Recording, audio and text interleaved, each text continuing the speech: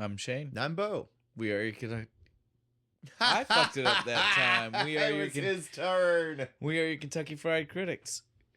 If you follow our Patreon, you'll get to see me do it first. That's why I'm laughing so hard.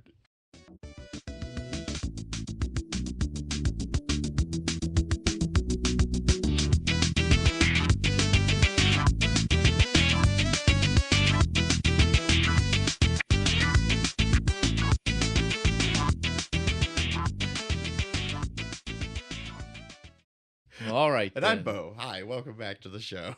Let's get on with this. I flubbed that up. Well, you already said that. Now you double messed it up. We already went through the full name. Did we really? Yeah, because it's me, fine. then you, and then I say Kentucky Fried Critics. This is the best start to the show ever. Just all over the place. Right. Okay. We're a little punch drunk, man. Good segue. There we go. And we're going to use that segue, unlike some other times. So yeah, this is Rocky. We're doing Rocky. This is our Rocky episode. This is our attempt that we thought we were correcting a wrong where we have a tendency to do the second movie or the third movie in a franchise before doing the first. So we were like, we're doing the first one. Our beer. Bo, go ahead and tell them our beer. It's Third Eye Brewing Company's Third Eye of the Tiger. Because of the song, right? It's the quintessential Rocky Rocky song. Rocky song. It's the Rocky 3 song. Fuck! But we're still, I mean... We just can't, dude. We can't win for losing. No, we try so fucking hard. It's okay. I mean, 3 is the one with Mr. T, right? I'm sure we can find something to drink. How's Polly's? For 3. How's Polly's? Is he back to the Four Roses? In the or is he on a third different one? brand? Yeah. We gotta just look and see. I'm gonna watch it. Maybe that's our solution.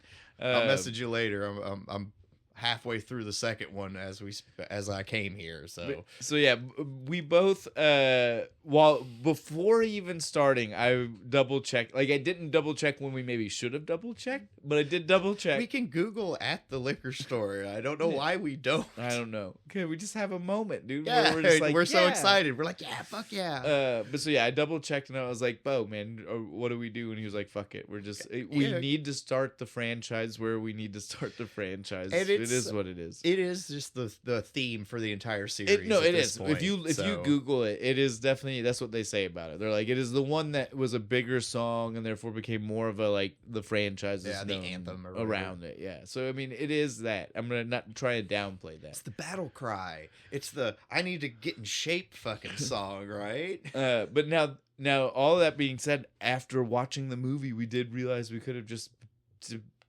bought a bottle of Four Roses. Yeah, this was Polly's drinking the whole movie. Just fucking hammering. It's in his pocket for most of it. He's just slugging every it time back, you turn dude. around, he's just pulling it out. He's got a case in his room. We tried, guys. That's all I want to say is we tried. We will find a way to do the other movies. And again, like I said, three's got its own built-in things. We don't have to worry about the song. Because if we were going to try to do the song for everyone, how do you find a song? Well, actually, I take it back. I was ready to say, how do you find a song for Gonna Fly Now? But doesn't Yingling have that like flight? Well, no, we could have just done. What was the company that did Flyer Red? Because they have a Flyer Light. We could have done Flyer Light, or like it's like a whole like little mini franchise of beers they have or something, right? Is that Flyer in the second one? It's in the second one. We could totally use Gonna that Fly Now. No, I think each movie has its own. Oh. Right, because it's like that's the whole point. Yeah. I mean, I'm Gonna Fly Now. The word might not be like, but I think the instrumentation is in every movie, like some part of the counts. Yeah,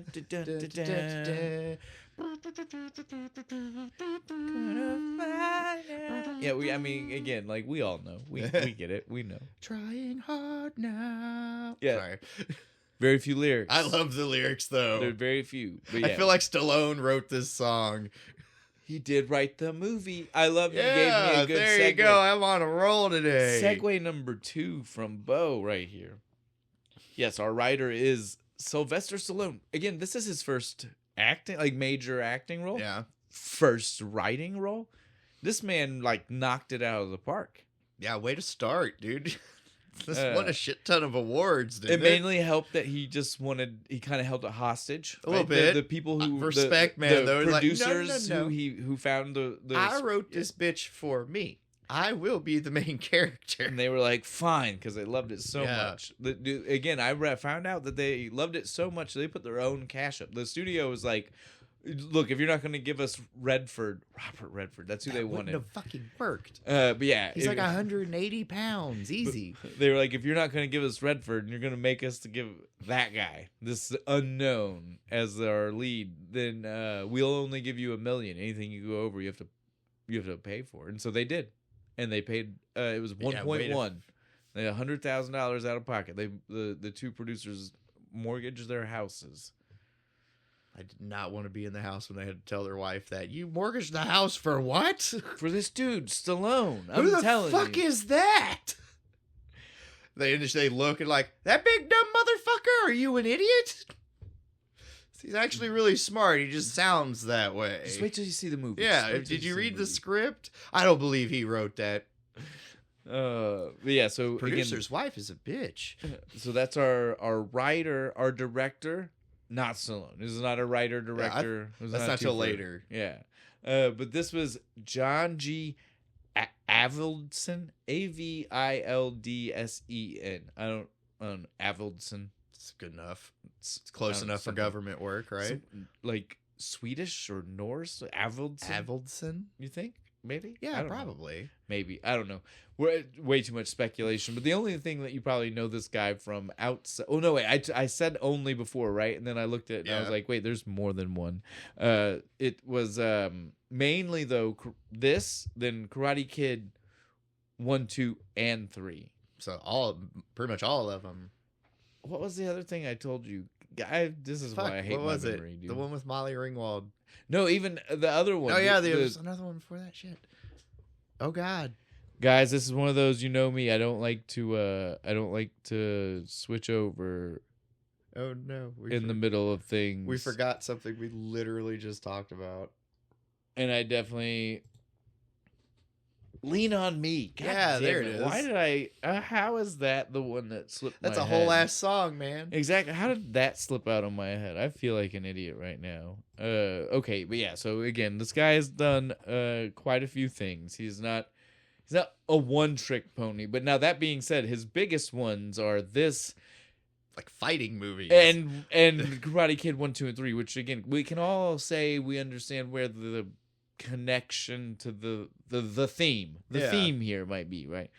You give me two guys that want to beat the shit out of each other, I got this. I can especially help if one of them's like an underdog story. I can help you tell this story, right? That's what you need. You just trust me on that. Love a good underdog tale, right? But yeah, so again, it's fun.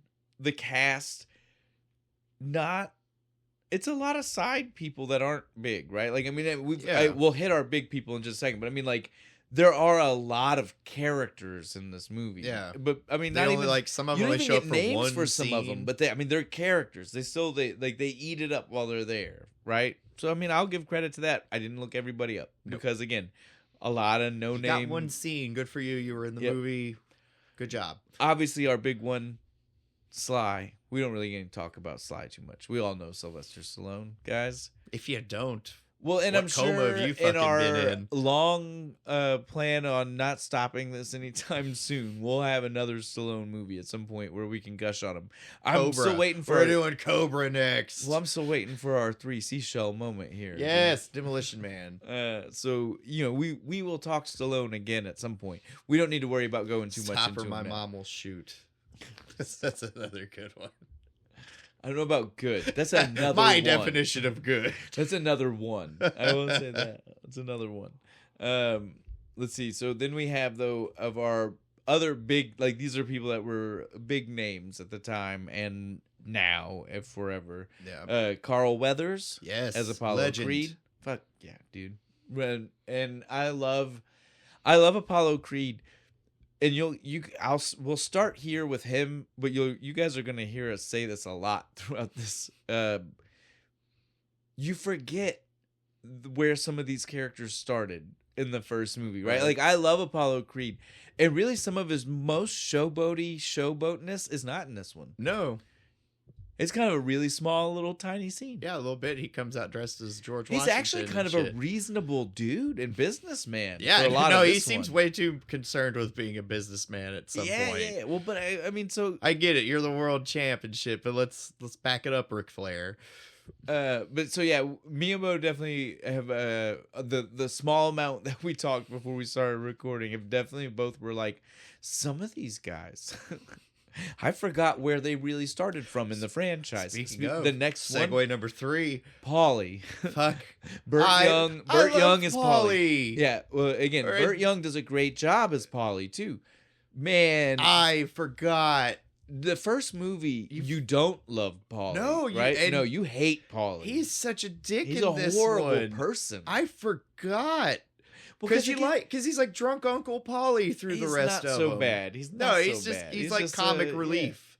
Yeah. This one though, it's horrible. Fuck, man, you just want to punch him in the face every time he talks. He's such an asshole. Yeah, I agree. It upset me a little bit. I was like, man, I don't remember this at all. Our next really big person is gonna be Burgess Meredith. Been on the podcast. Penguin. Yeah, but he's been on the podcast before though. Grumpy Old Men. Yeah, he's the dad, the grandpa, the dad, not the grandpa from Grumpy Old Man. He's like 90, so I guess somebody's grandpa. Was he? Did they? No, they had kids. Yeah, they had kids. Yeah, that's right, because they like hook up at the end. We gotta stop. Ronk, go watch our Grumpy Old Men review. We've been there, done that. We don't need to do it here. And one day we'll do the Batman movie because Burgess Meredith's in that. Oh, too, the 69. Yeah, the 60s. Something. It's 60 something, 67 maybe. Sometimes you just can't get rid of a bomb. It's good, dude. That's also the shark repellent. The shark repellent. Yes, the bat copter. The bat shark repellent. Yeah. Love it, dude. I love that fucking movie. It's so good. I love the cheese, dude. I know some people can't stand it. No, I love it, dude. Dude, no, I should have bought it because years ago they had the whole series on DVD for like $30, but it was like when I was super broke. That's a lot of entertainment. That would have been dude. Badass. Fuck, man. I love Adam West. That's good stuff, dude. That's good stuff. Yeah, so Burgess Meredith, we don't even need to. We have talked about absolute fucking legend. Guy. Yeah, it's done a lot. Again, if you've seen an old dude, you've probably seen him. Yeah, he does and the voice, dude. Like, I mean, it's unmistakable. You know. That's all there's to say about it. You can almost hear the grouchy old man. You can almost hear the quack coming out of his voice whenever he's fucking talking. Like just like the penguin. He was only like in his 30s or it's something. Crazy. That he looked so old so back crazy. then. He's always looked like an old man. Well, squinting with the monocle didn't help. Yeah, that didn't help, probably. Yeah. Probably helped him for this role. Yeah, because he looks like he's got the... Yeah. Okay. That one eye. It's because it's like swollen shut permanently. He's took so much damage. Then our last person that's like that's a main character that we definitely need to at least talk about. That's gonna be Adrian. Yo, Adrian. That's Talia Shire. Again, she's in The Godfather. She's in some big stuff. I will forgive you if you don't know her outside of Adrian. Yeah, because again, she did do it 5 times. She was in The Shining too, right? No, that was somebody else. Shelley Duvall. That's Shelley Duvall. I'm mad at myself. Yeah, it's kind of a big one. I'll let it slide. Let's just stare off into the distance into disappointment. She's done a lot of mob related stuff. Like again, like her connection to The Godfather is not lost on people. She is definitely still again Italian. Doesn't she get the fuck beat out of her in the second one? I think so. Yeah. Not the second Rocky movie, the second Godfather movie. Although, well, she almost dies in the second Rocky movie, but it was like completely different. Yeah, it wasn't Rocky's fault. We know that we've started the franchise. We'll go back to that. Skip it. We're going to do the second one. No. We'll skip it and go to the third one. Yeah, there we go. Just to get it right. We're gonna. Hey woman. Hey woman. We're gonna trick the people. Let's trick them correctly. You want to see a real man? All right. But yeah, so again, we at least have to talk about her a little bit because she's one of the main. Yeah, she's the person. Yeah. Like, I mean, Adrian will come back in most of the movies. Like, he gets to call that line out at least. 5 might be the only one he doesn't call it out, because the only time he really fights is that street fight at the end. It would have been kind of out of place for I don't a think Adrian, right? Maybe there's like a flashback, maybe, or something. But again, like a true Stallone real did it, one. recorded it new for that one. Yeah. I don't. Second one's the best. Yeah, I mean, I did it. Doesn't he do it again after the wrestler too? In 3, I can't remember. You know the part. Yeah, it's Hulk Hogan. Yeah, but it doesn't. I think he might do it after the wrestler fight. Sorry, guys. Okay, we got to stop. We're gonna do these. We will talk about these things. Yeah, we don't need to talk about them right now. The fucking Let's talk about this one. This one again. Movie starts off instantly. Hype music. Music, dude. Bell rings. Ding ding. November 25th, 1975, Philadelphia. They want to make sure you understand. Yep, it's right before the centennial. Or bicentennial, right? Yes. Yeah. Okay. Bo, quickly doing the math. Cue the meme of all the numbers and figures jumping around my head. Equations floating around, bouncing around you. Yeah. Mm-hmm. It's Rocky in the ring, getting the dog snot beat out of him at first. Spider Rico again. I love that name though. That's so cool. Well, and the only reason do they got a copyright on that? The only reason you can remember that name too is because that name takes up so much real estate in this movie. Like he pops up again, not the character, the guy. You see the guy one time. Keep talking about him like later on through the movie. Every time, who's the last guy you fight? Oh, Spider Rico. I heard about that Spider Rico fight. Yeah, heard he mashed your face up pretty good.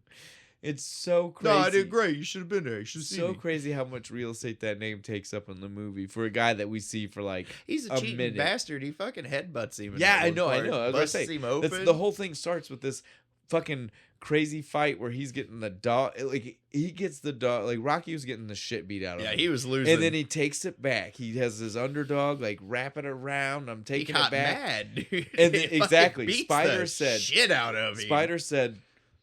Poof, he was like, fuck you, you're not going to take over. And all he did, though, was inspire Rocky to beat the loving. How dare you make me bleed my own blood. The ref starts calling it. He's trying to call it, and Rocky's still beating. He's on the ground. He's like, fuck you, motherfucker. Like straight street fight MMA style, right? Like, he's just like, this isn't boxing no more. This is totally He's a total different. badass when he leaves, too. He like looks at that guy. He's like, give me a smoke. Hey, here you go. Fucking walks around that lady's sitting there, be like, you're a bum.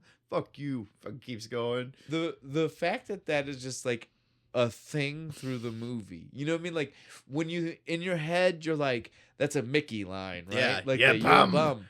Everybody calls him a bum. Well, not even just him. Like just like the use of you're a bum. You bum. Like everybody is throwing that word around, and I'm just like the biggest insult in the 70s. Or from Philly? Is it a Philly? Anybody from Philly? Is that like just a huge insult? Is bum still a big thing to you?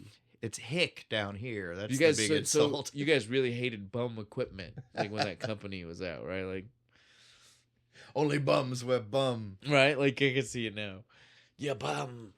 Yeah, is that real? Well, and I guess we need someone who's like an older person from Philly. Somebody to, like, who was around in the 70s. And doesn't matter how old. Like, you could be a 7-year-old in the 70s for all I care. Yeah, just like tell me if you heard bum a lot. That's all I need. Or is it just this movie? Or I guess like, again, like if you're from any major metropolitan, like is it just a thing? Like I don't know. It's a northern thing. I don't know, dude. Well, again, like if how weird they are up Philly, there. New Jersey, New York, like we just need that area, right? Like that upper New Englandy area needs to like weigh in on this conversation. But accents start getting weird. Exactly. You know, you start talking like this. Don't really want to shut your mouth. Really, you just kind of talk. They all have a weird one though. That's the thing. Like you go up and down, and everybody's a little bit different. I think I just kind of mixed like four of them together. I think you did. You're offended at a lot of people. Yeah, at one time. there we one go. Sentence, and you got a bunch of them. That's master class right there. But yeah, it was pretty wild. That that he gets called a bum right after, just for the cigarette. What? And the dude didn't care. The dude was because he had like one in each ear. Like, all right, that's fine. You can have this one, man. I got another one. It's all good. Fuck that lady. Yeah, the lady was too much. I agree. I was like, I don't agree. He goes back in the locker room and it's Spider's just in there chilling, drinking a beer. Before we even start talking about that, can we address Rocky's shorts?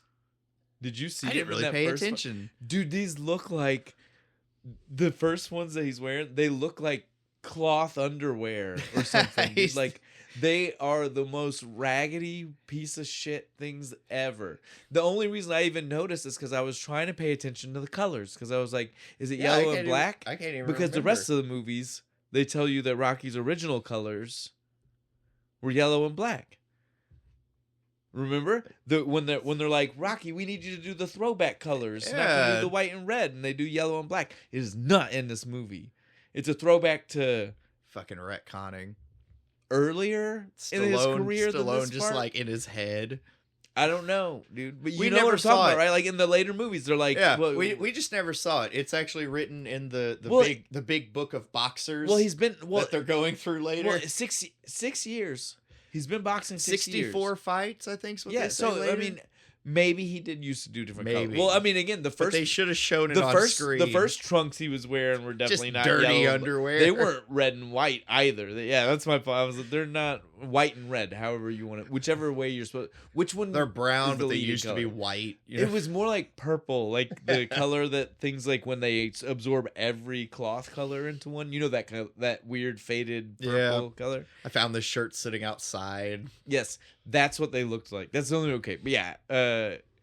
He does then go in. Sorry, I didn't pay attention to the trunks. I want you to go back, and I want everybody else. Yeah, everybody else. I'm gonna go back and look because they are very. It's comical. It's comical how bad. Maybe if we pause it and look real hard, maybe it's the black and gold, and they're just like really fucking ratty. Are you trying to tell me this is like the blue and black dress? Is it white and gold or blue and black? Are his trunks purple or black and yellow? Sorry, I couldn't help it. That was good. Yeah, so you're right though. He goes into the locker room and Spider is like having the time of his life. He's just kind of chilling, drinking a beer. Who just like totally pissed him off. He's beat to shit too. He's just all black and blue. He just kind of looks over at Rock. He's like, you got lucky, right? Well, then he said you got lucky, and then he was like, but it was a good fight, man. Yeah, he still gave him his props. Rock looks at him like, why the fuck are we doing this shit? Now, you know me. Normally, I do the money conversion on things like this, and I didn't think to do it. Yeah, his math is wrong. It has to fucking no, dude, that's whatever. He doesn't even tell us, like, enough to know if he's right or wrong. Because he only tells you, like, one of the percentages. He doesn't tell you, like, how he gets the other numbers. He's like, it's just this much. I just mean, like, I normally would tell you, like, what that is in today dollars. So we have a better idea. What was it? I wrote it down. Hold on. It's like $44.50. It's like $45 for him and $17.20. I think. Yeah, it was Spiders. You still get paid even if you lose in boxing. Yeah. But my point is, like, I didn't do the, because again, like, if we're looking at today dollars, we're like, fuck, neither of that's worth what they did. Fuck no, but dude. I didn't look to see what $70s in today money is equivalent to. It probably went a lot further, but still, getting that, I would say that beat up for less than $50. It still has to be, like, under $100 today money. Dude. Okay. I mean, you can leave this just for the patrons, but when I wrestled, I had one match, and I got fucking hurt. I got $50 for that. That's what right. I mean, like, and it kind of wasn't worth it. Everybody can hear that. I think the point is it's not worth it because again, like you heard him after he gets the money. When can I fight again? Dude said at least a week. Yeah, it's like, man. So if you're only again, he could never make that a career at the level he's at. Yeah, no, not what I was getting paid either. If I hadn't got hurt and kept going. It's not worth it. That's why it's his hobby. You got to have a real job if you're gonna. Well, before we can talk about his real job, we have to have our fun walk through the city opening. Yes, right? Like he throws the hat on. Y'all know the hat I'm talking about. the morphing fedora the hat. amorphous blob of a hat. I love this. Like, I'll give it a lot of shit, but I would have a hat like this. I would love this hat. You can do whatever you want with the brim. You can just mold it.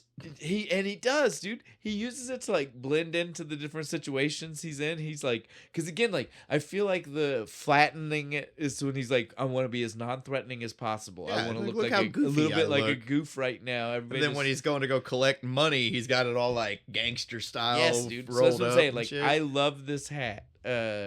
We see him roll through the street. He's just like he's not Mr. Cool, right? But everybody kind of knows they him. know him, and I think that's to show us more just like this is the neighborhood. Like everybody knows everybody in the neighborhood, right? Like, because he's not that special of a dude, right? Like No, again, like it's like fifth ring fights. Like yeah, these aren't like at best it's like, hey, it's Rock. He boxes. yeah, you know, Rock. Is he any good?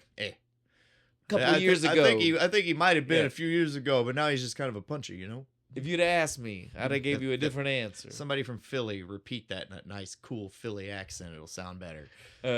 We see as he's walking through Philly that this is like, it's like all the we've talked about 80s New York City several times and like how iconic that look is. We all just know kind the of trashy. dirty, like newspapers floating Man, everywhere. Philly gives it a run for its money. Yeah, it does. It looks like a post-apocalyptic wasteland almost. People, especially when they come up on the dude singing around the burning trash can and Well, shit. the amount of graffiti on every corner is insane. Nobody's clothes are clean. They all look like they've just been working on a car. Or at least underneath it. I don't know if they were working on it. They might have been robbing it.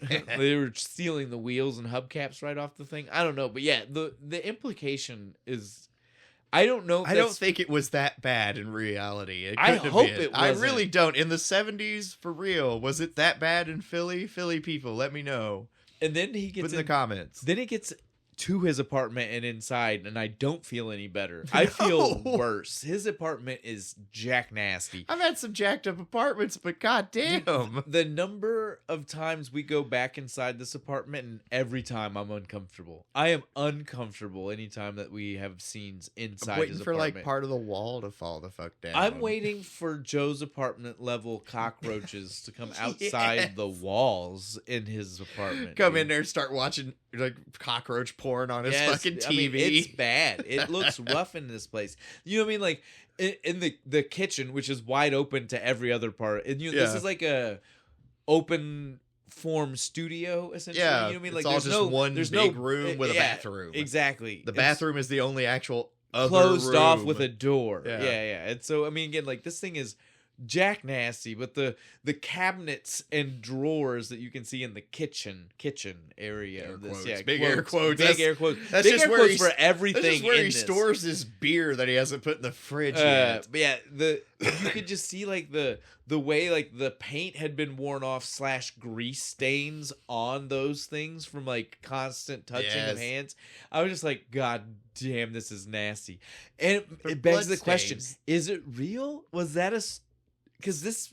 Was it Did just this have the kind of money where they had a studio do that, or was that did they just find put this a camera apartment? inside? I Yeah. hope it was somebody doing set dressing. I hope this wasn't somebody's actual fucking I hope apartment. nobody lived in there after they finished. Yeah, this. no, right? Like And I don't like. I get they would clean it up, but I mean, like, you can't clean the kind of no nasty that was in the walls of this place, dude.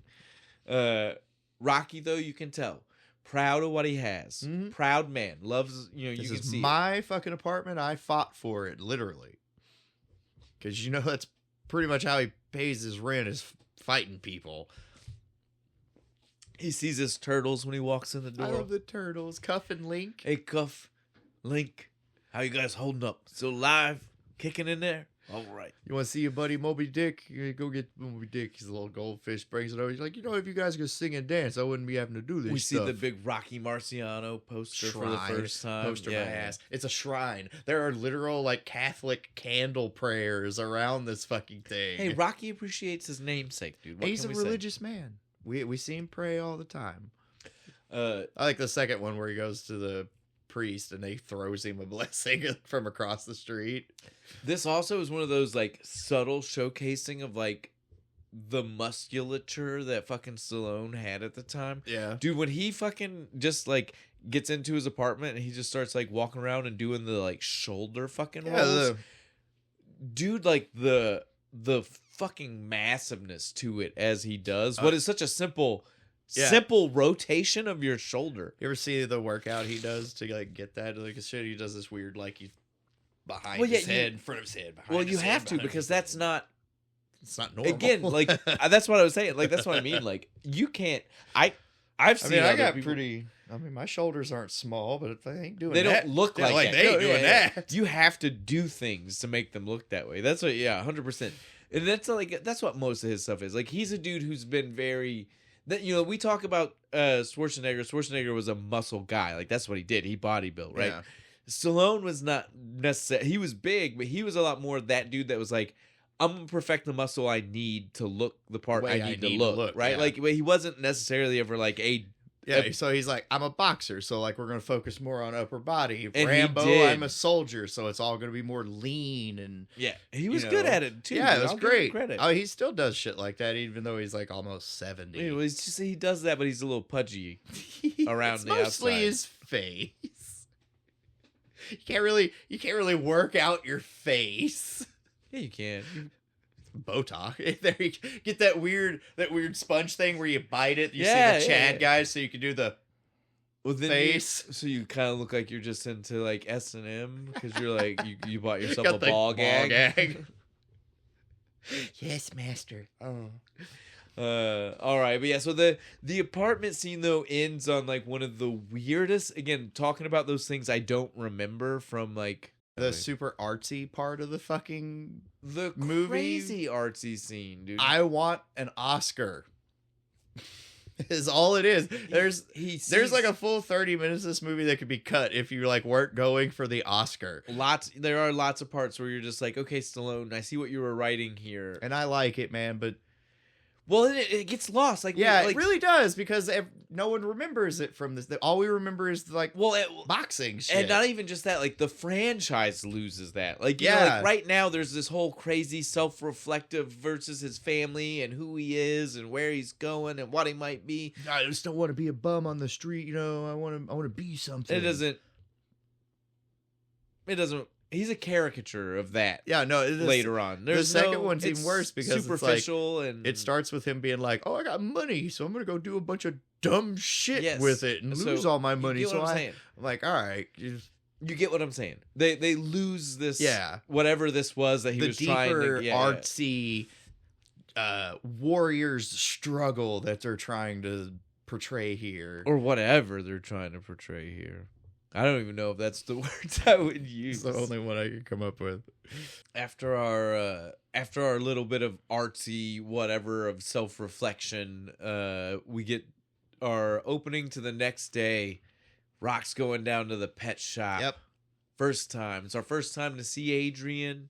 We get to finally like meet this person that's going to be, again, we know, because again, like this is one of those, it's like when you're as vested into a 19 movie, it's not that bad, but I mean a long ass movie franchise. Up to 9, I think. Weren't there 3 Creed movies? There are 3 Creed movies, and then there's what, 6? 6. Yeah. So yeah, it'd be 9. They're almost up to 10. We need one more. We need one more. Rematch Drago versus Rocky when they're both old as fuck. We need 3 more. Do you remember? Oh, sorry. This is gonna be one of those like totally off. Well, it's off the fucking crazy record, but like I've once before mentioned that the reason I know Roman numerals is because of The Simpsons. It's because of the gag. At one point, Bart is like, "Oh, how do I know Roman numerals? Rocky 1, Rocky 2, Rocky 12, Rocky." We need 3 more, so that way we have the same number that there would be on a clock. So that way it makes the Simpsons joke. It's another one of those. The Simpsons tells the future. Yeah, the predictions. We need it. So yeah, like we need the last one. It can even be like Rocky Creed, so that way we can, you know, so that way they can put the Roman numerals in and get like pseudo jokingly get away with it. But I need there to be a Rocky 12. Yeah, just for that. I am down for that joke. Who do we talk to? We need to like start just spam messaging people from Hollywood our dumbass ideas. We don't care if I get paid for it. Just make the damn movie. So let's get back on. Oh yeah, pet store. We're at the pet store with sorry. Adrian. Sorry, I just and she's shy, and he's trying. She's beyond shy. This is like she weird, dude. Down. Yeah. I do appreciate. It's like crippling social anxiety. I do appreciate what the director does with her character, though. Like the transition of like her uncomfortableness now and the slowly like evolution into like who she actually supposed to fucking be. Well, who she is by the end, dude. Like she is the self-confidence change. Yeah, no, you could hold up pictures the like beauty before and difference. after. You'd be like, no, they're not the same actor. And it's done really well because it is very like slow, and other than the glasses themselves, like it's real easy to all of a sudden just be looking at me and like, holy shit, what? When did that happen?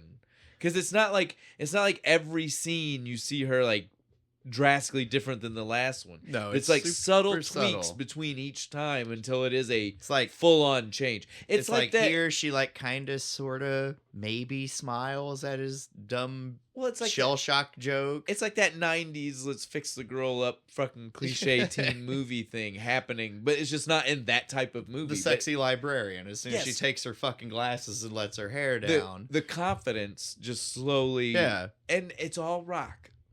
Yep, it's all because of him. He's a good dude. Okay, let's get back on track. But yeah, so he's at the store. This is before we get all of the things that we just alluded the shit to we just said. and the love that they have for each other. This is when he's still trying. He's trying so hard too. Making up his own joke. I will give the man credit. He is formulating his these own jokes just to come down and tell this lady. And they're corny and they're I love horrible.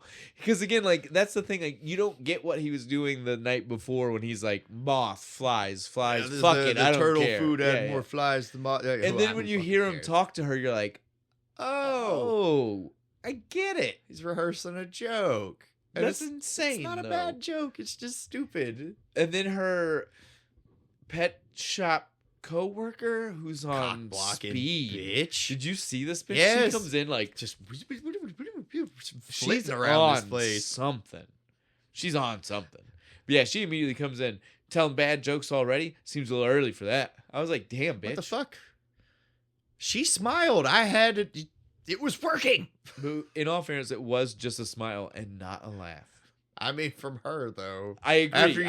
After you get to know her for a while, you're like, that was the smile's pretty good. That was as good as a guffaw. Where there are full conversations without her making a goddamn facial reaction.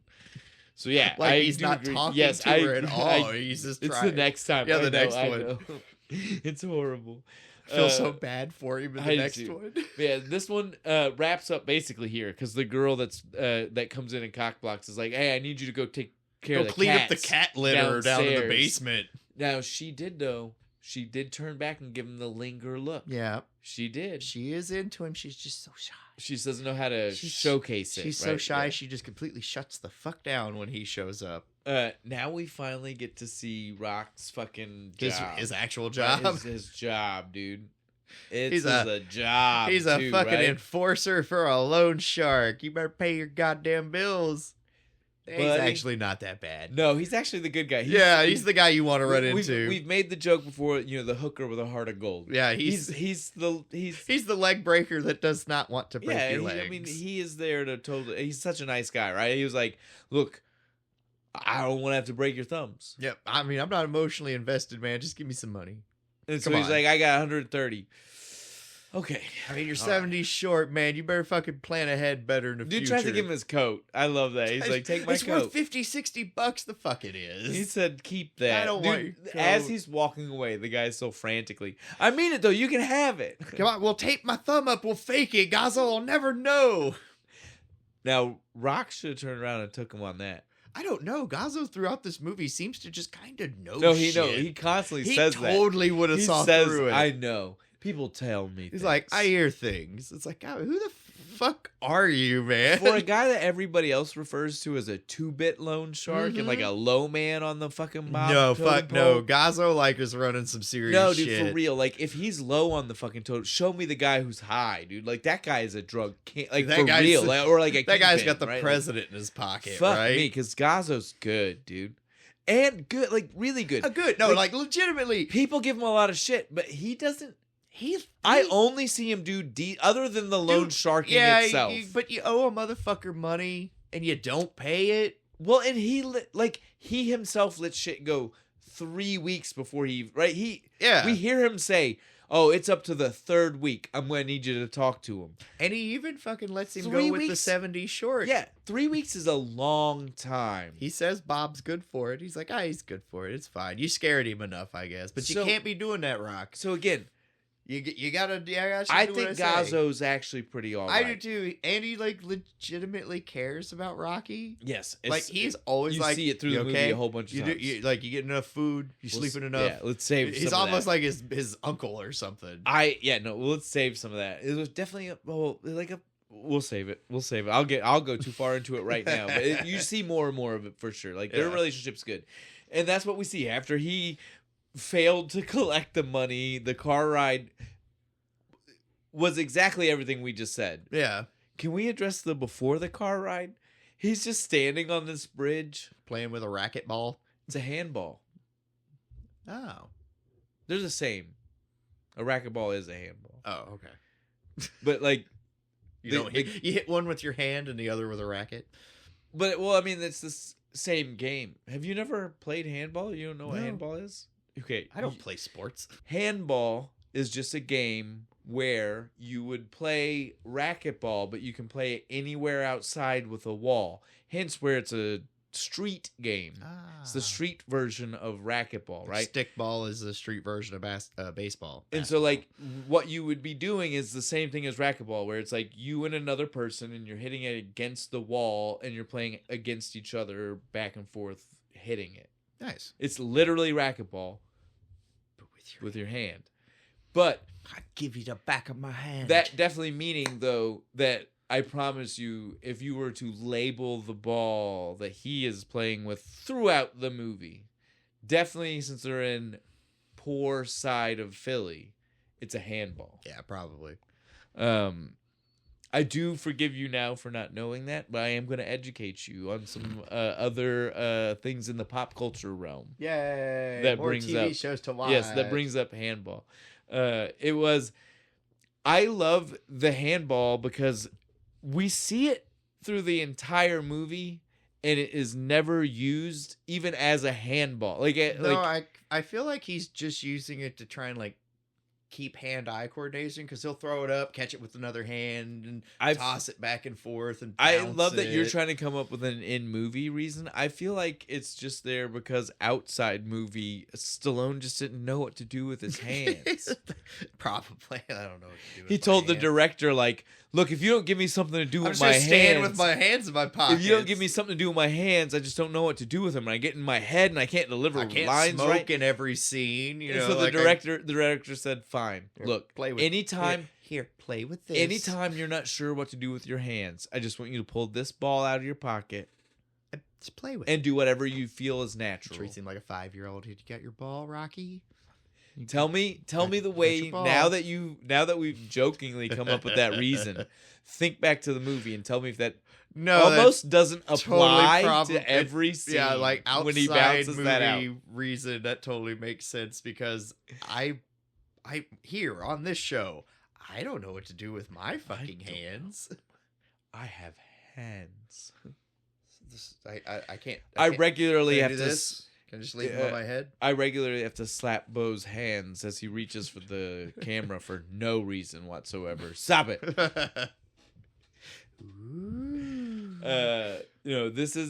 This was great though. Like we already said though, the Gazzo conversation the first time you may not get those warm vibes from Gazzo. He like half-assed chews him out for not breaking the guy's thumb. He's like, you can't do that. You know, they're going to think I'm running a charity here. He just doesn't really even get in any trouble. Now, I will at least give Gazzo credit, because the driver dude already, I hate the driver. Dude, fuck the driver. He's a shithead to rock through the whole thing. The second you see him. He's never nice. He never changes it. He's always a douche to a dude who could beat the shit out of him. Yes, the absolute dog shit out of him. But that's why I will give Gazzo credit, because even when he wanted to talk down to Rock, he said, dude, pull over.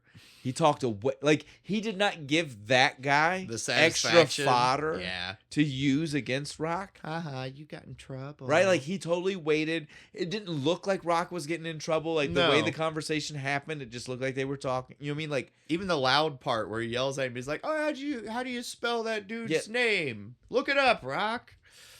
Well, I hate that he said look it up in a dictionary. Hey, fuck, that name's not going to be. Phone book. That would make more sense. You say look it up in the phone book, Rock. Maybe he meant to say directory. I don't know. But dictionary was... Yeah, that's...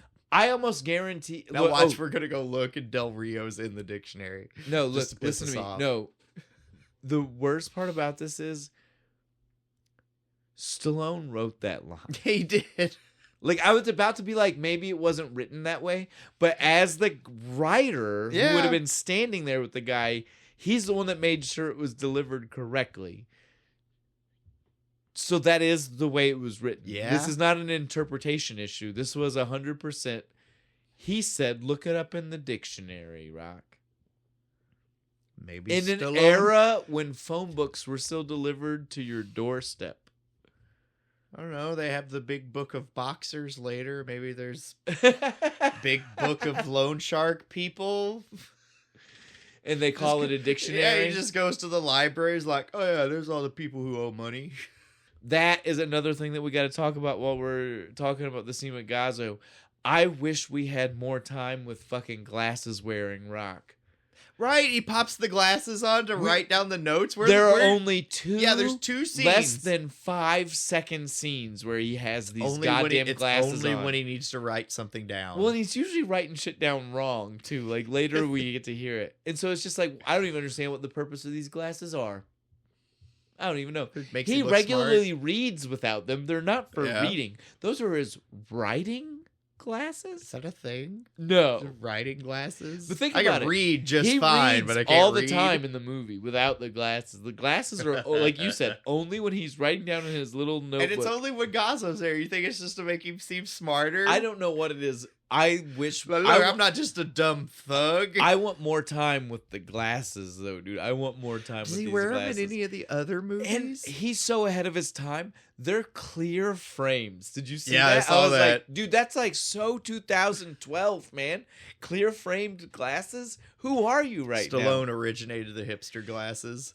He did, though, have the massive amount of tape on the one side. I was like... Somebody clocked him on the street while he was wearing them. While he was wearing them, nerd, bam, and then he threw his jacket off. Yeah, it was like, hey, oh, I ain't no damn nerd. Yo, Adrian, Adrian. Sorry, Stallone. All right, I don't mean to make fun of the way you talk.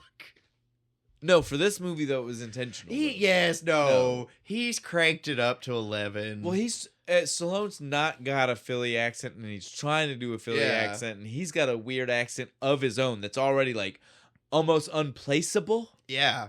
You know, at this point, Stallone is just doing imitations of himself. Right. And so it's like he doesn't even know where that's supposed to be from. Oh, no. He's been around so long. He's become a parody of himself. It's true, though. Oh, no. But so, like, Rocky is like a time where he was definitely like, he had that, but he was trying to put something on top of it, and it makes it super thick, dude. It's I hung out with some people in Philly, and it's just like, oh, you all say yo a lot. Yo. Yeah, so after he leaves there, he heads towards Mickey's, right? Yep. I love that we get to see, like, he already has kind of shown us boxing is his pastime, but now we see just like how much of his life his pastime is still, because he literally was like, we saw pastime, work, straight back to pastime. Like he literally like got dropped off. A lot of his life. He did one tiny collection, barely. Right back to the gym, and then like, straight to the gym, back to the fucking which punching actually bag. Makes the scene like it lets you the weight of the scene make more sense, right? Like, he gets pretty offended because when he gets into the gym, what does he find out? His locker's been given to some other fucking guy. His shit's in a bag on Skid Row. I love the way we see that though. The way he tries the lock. He's like, it's wrong. Just again, it's the subtle way they're showing you how dumb he is. Yeah, right? Like that this is a regular occurrence. That's why he wasn't worried at first. Yeah, he's just like fuck, I can't remember. I don't goddamn number again. That's why he keeps it in his hat. 6 years. They tell us immediately after the hat moment. 6 years. Again, it's one of those things where like you really have to like be like backwards paying attention to be like, holy fuck shit, that man can't remember his locker combination from 6 years.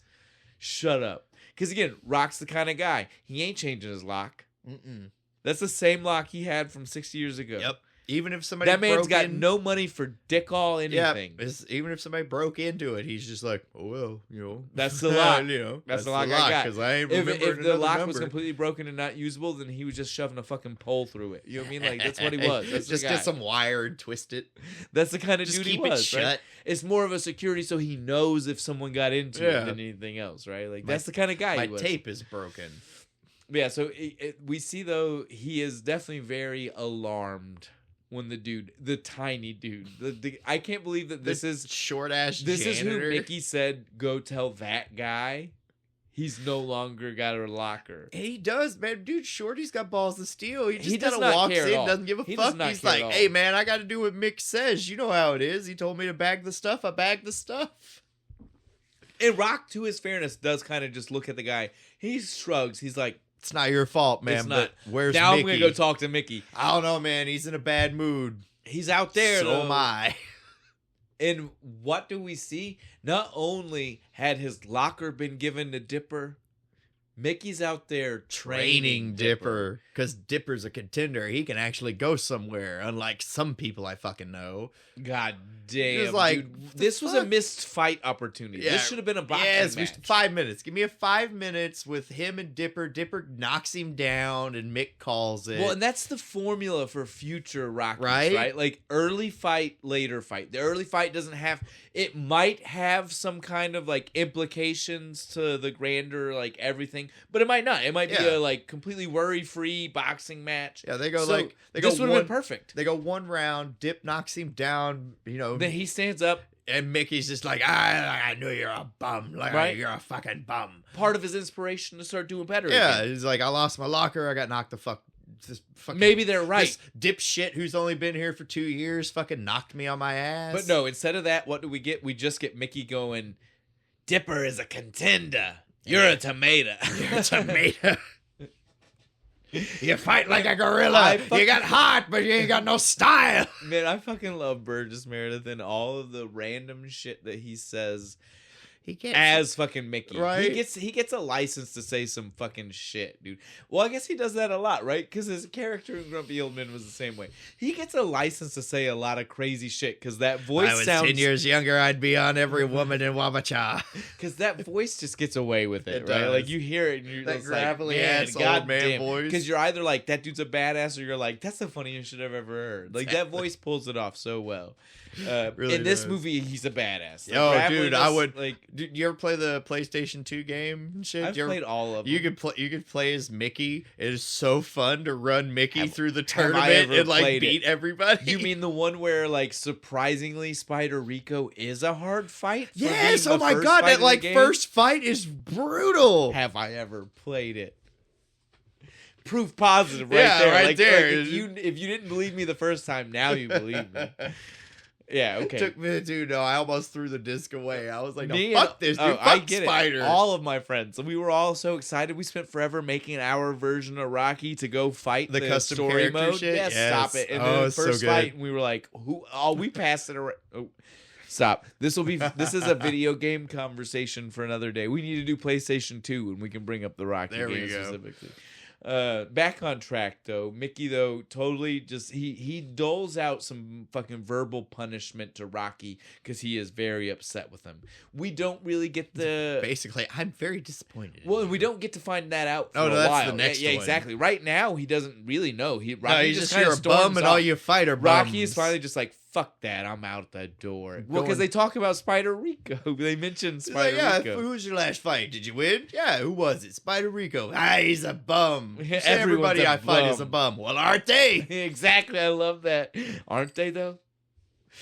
Come on, I won, though. Give me a little credit, damn it.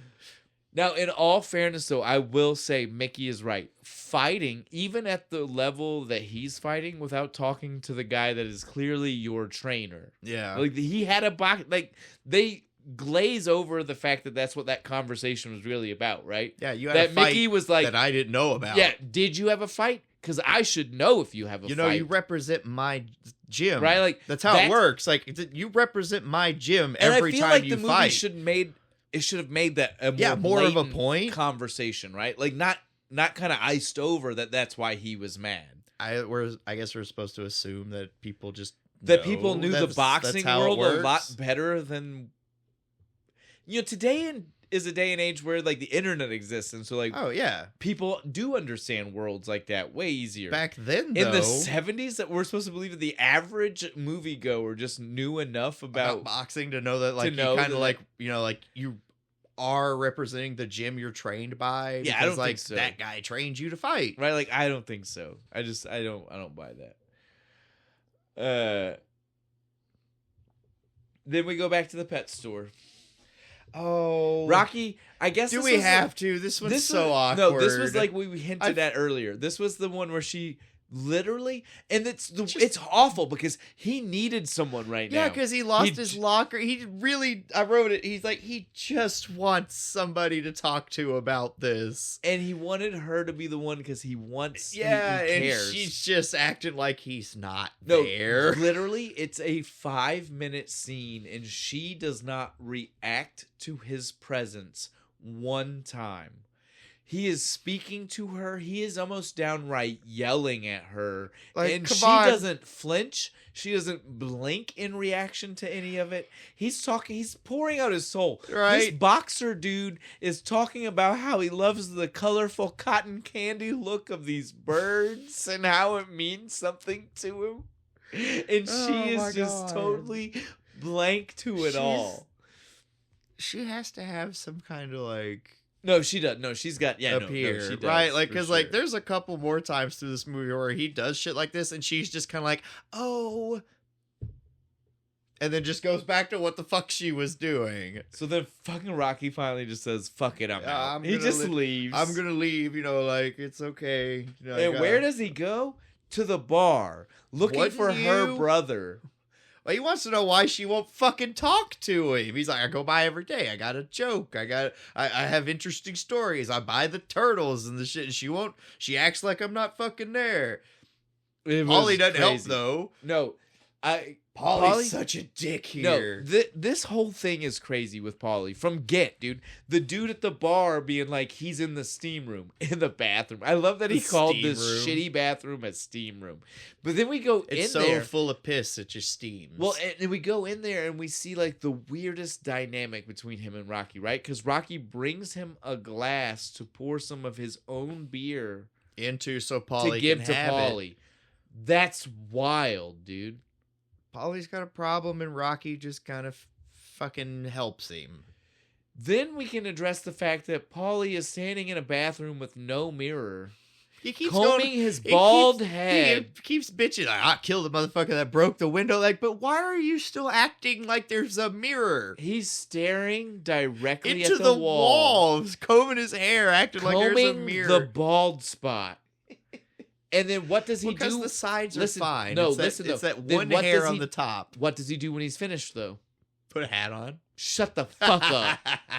Why were we combing our hair like that? Why did we spend 5 minutes in the steam room just for him to go and put a hat on his head? So he could bitch and establish that he's a crotchety old drunk. That's the whole reason. And it does, though. It definitely sets up. It gives you an idea of first movie Paulie. Like we said, Paulie in the franchise, you have a different opinion. I love Paulie. Paulie in the first movie, he never gets better than the opinion you get of here. Right now, it's he never elevates past it. Nope. You keep thinking that maybe he's gonna learn from the shitty stuff he does. If he does, it doesn't happen on screen. Best thing he does in the entire movie is lift the rope at the end. And so Adrian can get in. That's it. That's after he's done a lot of fucked up shit. So that does not make up for it. And still managed to make some money off Rock. Of course. Fuck. Yeah, so like we said, it was It's wild. I don't even understand like why him Why and are Polly you are friends with right, this dude? guy?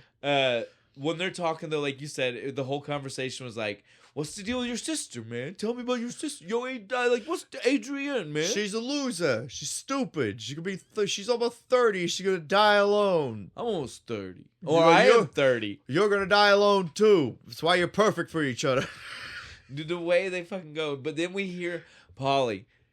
So what about this job? Can't you give me a job? Or at least let me talk to Gazzo. Yeah, talk to Gazzo. You're like, I'm good. I don't care about this. Like, man, I don't know. Like, well, that happens a lot. Yeah. You don't really want to get your friends jobs because, like, what if they do bad at it? It makes you look bad. Listen, Rock, you just gotta listen to me. I'm telling you right now, tomorrow, I'll fix your problems with my sister. All right, tomorrow I'll get you a date. Well, me and you will go talk. It's gonna be good. You come over Thanksgiving. It's gonna be good kind of turkey. It'll be great. And then the fucking movie does everything in the world to help you forget that it's Thanksgiving the next day. Nothing about the way we transition from that moment helps you remember. First, we go to Apollo Creed on the news on the bar. The bartender's like talking about it, and Rocky gets straight pissed. He is bad mouthing the guy. A little bit. He's like, hey, he's the champ, whatever. Well, because apparently the movie doesn't do a good job of setting this up, but apparently Apollo Creed has done exactly what he is offering to Rocky, right? Yeah, like, he took his shot and managed to fucking beat the champ. So yeah, now he's on top. And so Rocky even says, "What do you do? What have you ever done to get on top?" The bartender was such a dick. I mean, I own a business. I don't need to try. Yeah, I make money. I'm just trying to make my money. Throw like, here, add that to your business. What are you so offended about? All right, you want me to take a shot? I'll take a shot, dude. Wild scene. All the liquor around this guy, he grabs a bottle of Seagram's. Hey, I mean, it was right there, but still, dude, gin was pretty big in the 70s. The lime gin's pretty good. Well, I mean, gin in general in the 70s was a big, but it made a resurgence. But a warm shot of it. I mean, whatever, dude. I'm not here to judge. I mean, I am, but I'm not. At least put it on ice. Jesus. After he gets pissed off with the bartender, he's like, well, fuck you, I'm leaving. He walks out and he's like, I'm gonna stomp. He's so mad. He's like stomping home. Like, I'm not even dealing with this guy. I can't believe he talked to me like that. But that guy's he's all but grumbling under his breath while he's walking. But then he walks past the group of fucking teenagers, wild fucking, or 20-year-old. I don't know. They're not old enough to buy booze because they are asking him to buy go get them him some. Yeah. And but one of them is 12. He instantly clocks it too. Marie. He instantly was like, "Hey, you! I know your brother, right? What the fuck are you doing out with these dumb shits? Fuck them! You come with me." He walks her home. Gives her the speech.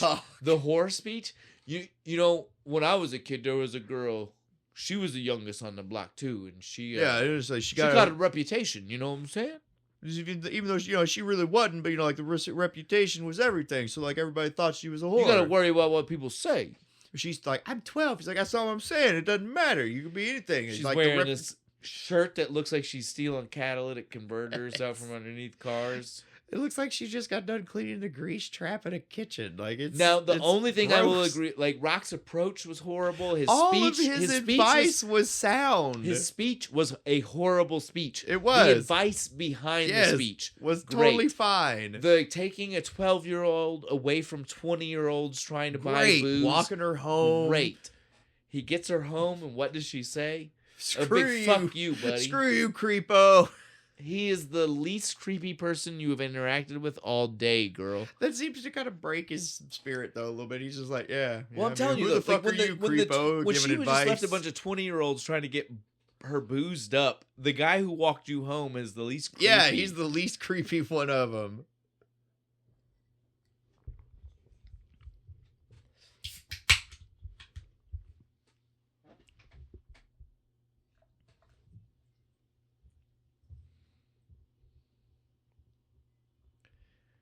Now we get to see Apollo Creed's fucking office, right? Yeah. This is the first time we get to see the other side of things. His opponent for his big fight, as They give a big scientific. It basically boils down. He broke his finger. Yeah.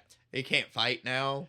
Well, but then they also immediately after that insinuate that that's bullshit, right? Because like again, they're like, dude, you're just so on top of your game. Nobody's gonna fight you. Like, what are we gonna do? They're scared because they know they're gonna get their ass whipped on national TV.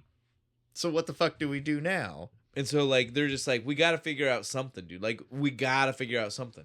This though, like we already a little bit made fun of how he's like a business dude. Yeah. More so than he is a boxer at this point. Yeah. He's more of a promoter now. Now we make fun of that. This was genius, and you got to give the man credit for coming up with his own gimmick idea, and it being that good, and off the cuff, out of nowhere, and totally like saving this whole thing. They were everything, dude. He was just like, "Guys, I got it. America's the land of American dream. I want to sell them the American dream. Although this isn't the American dream because this is like fast money. The American dream is that you work hard to get there, right? Yeah. He's like, we're gonna take some schmuck, some." He said white face, and I know he didn't mean like. I think he meant like baby face. Yes, he didn't mean white guy. I know that coming but from the way, room but that the way he was it sounded is just like, give me some white dude I can beat the crap right out of. From the room he was in, that came across way different. Yeah, because again, like the promoter was a white guy, but everybody else in that room was not. We'll just leave it there. It was not, and like so, it definitely made that feel like a different kind of phrase. Is it just because we're too sensitive now? It might be. I don't know. But either way, if it did, you got to admit, you felt it. Yeah. You felt it. And we have a word for it in wrestling. It's called a baby face. We just need a white bread baby face to fucking take on the heel. I mean, that's clearly what he meant. He meant like a guy nobody knows, but definitely knows the game and can definitely, like put on a good show. We need a gimmick and if we match. fight, like people don't think I'm just taking him down, right? Yeah. Like they understand that the guy has enough knowledge and skill set that it's give me some rookie that I'm just gonna fucking knock out the first round. He's like, so that's what we're looking for. When we want that, we want to sell people the idea that anybody has a chance. That anybody can be the next world heavyweight champ, like I did.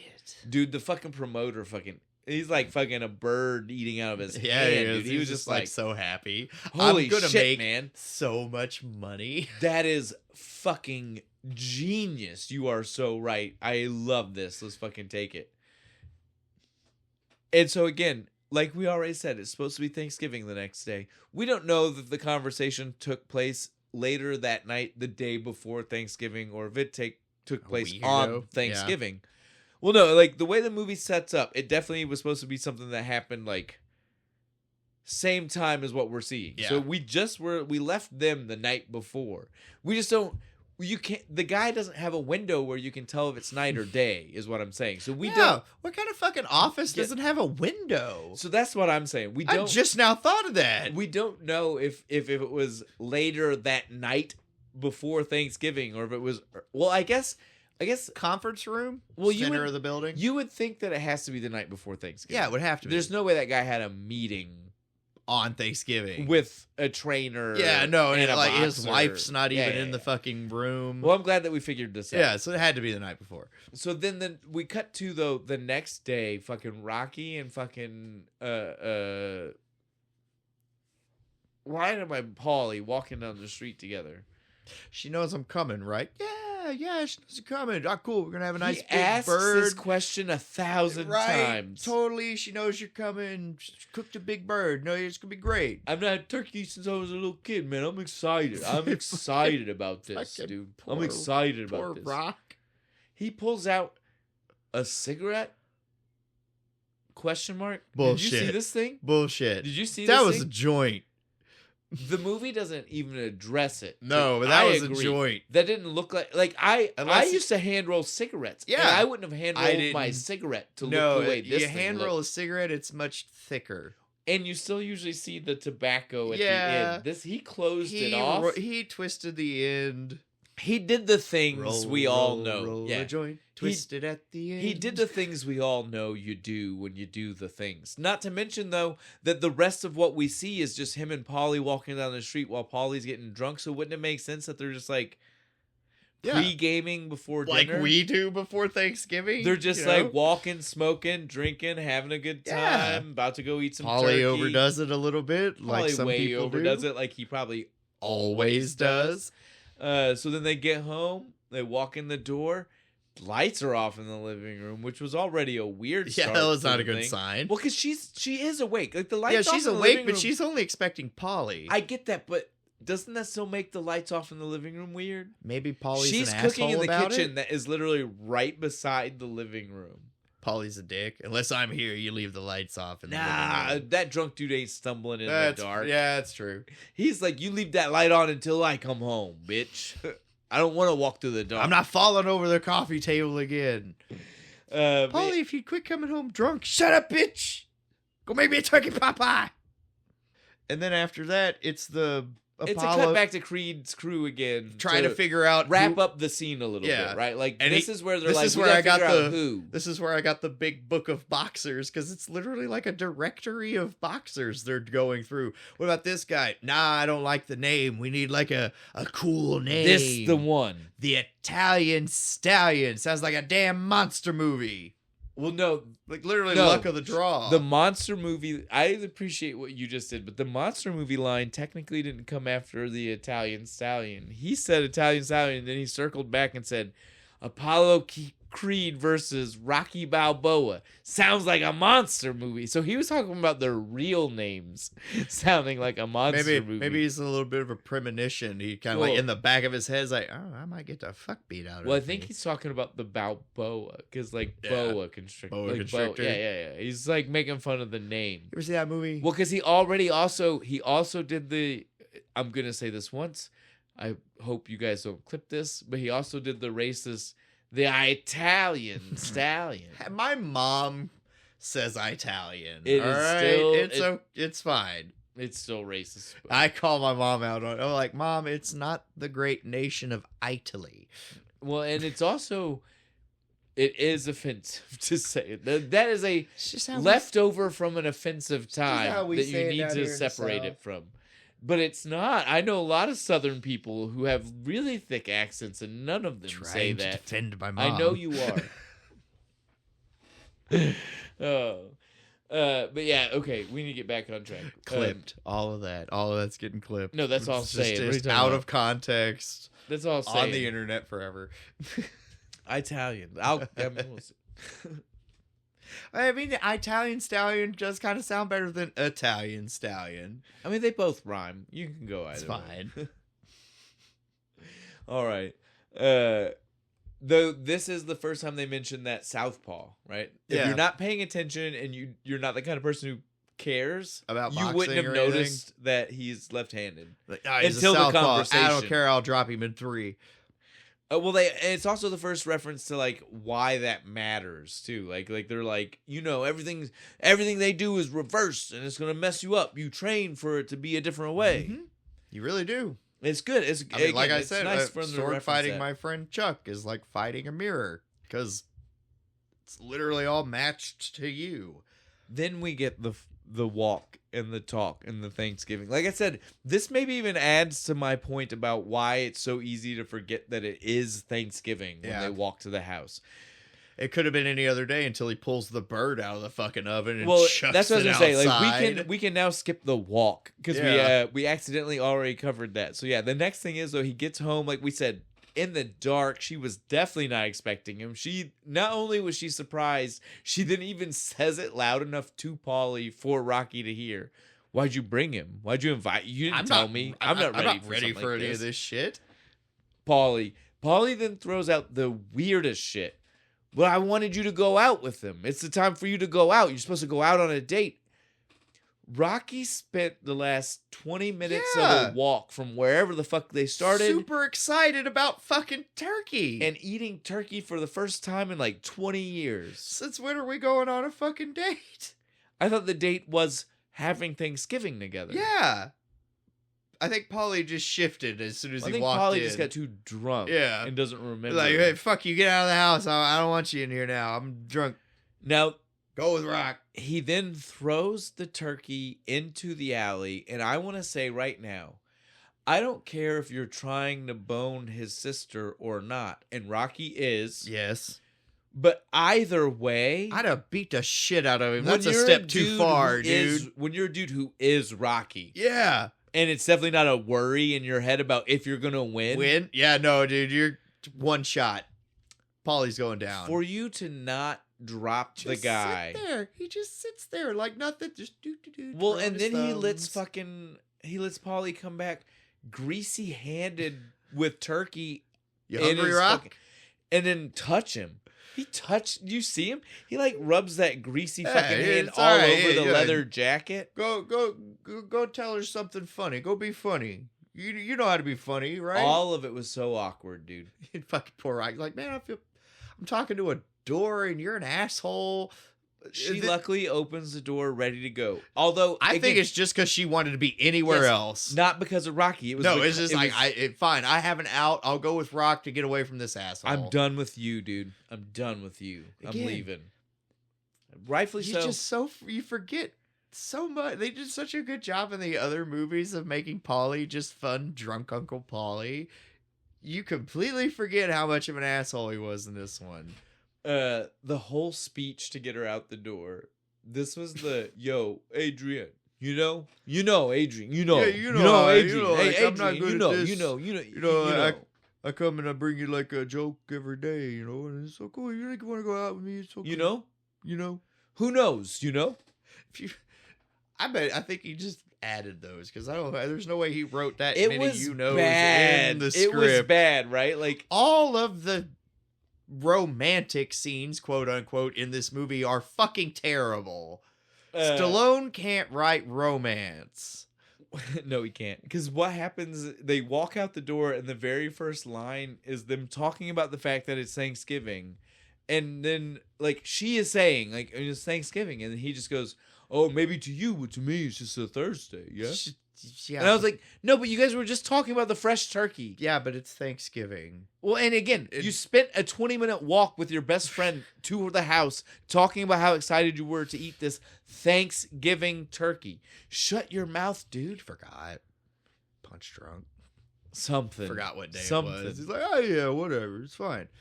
He's the most amenable guy in the fucking world. He just kind of goes with everything. Takes her to the ice rink. I did like this. This was cute, dude. I did. Shows also how smooth he is with other people. This is not even just like, it's not because Adrian's like, I like you. It's he's good with people, dude. He walks up to this fucking Zamboni driver and is like, look, you let me in. Yeah, fucking like $9, $8. Nobody's here. It'd be great. Matter? Like $10, $8, $9. Come on, man. You have the rink to yourself. Give me $10. All right, fine. What's it hurting anybody?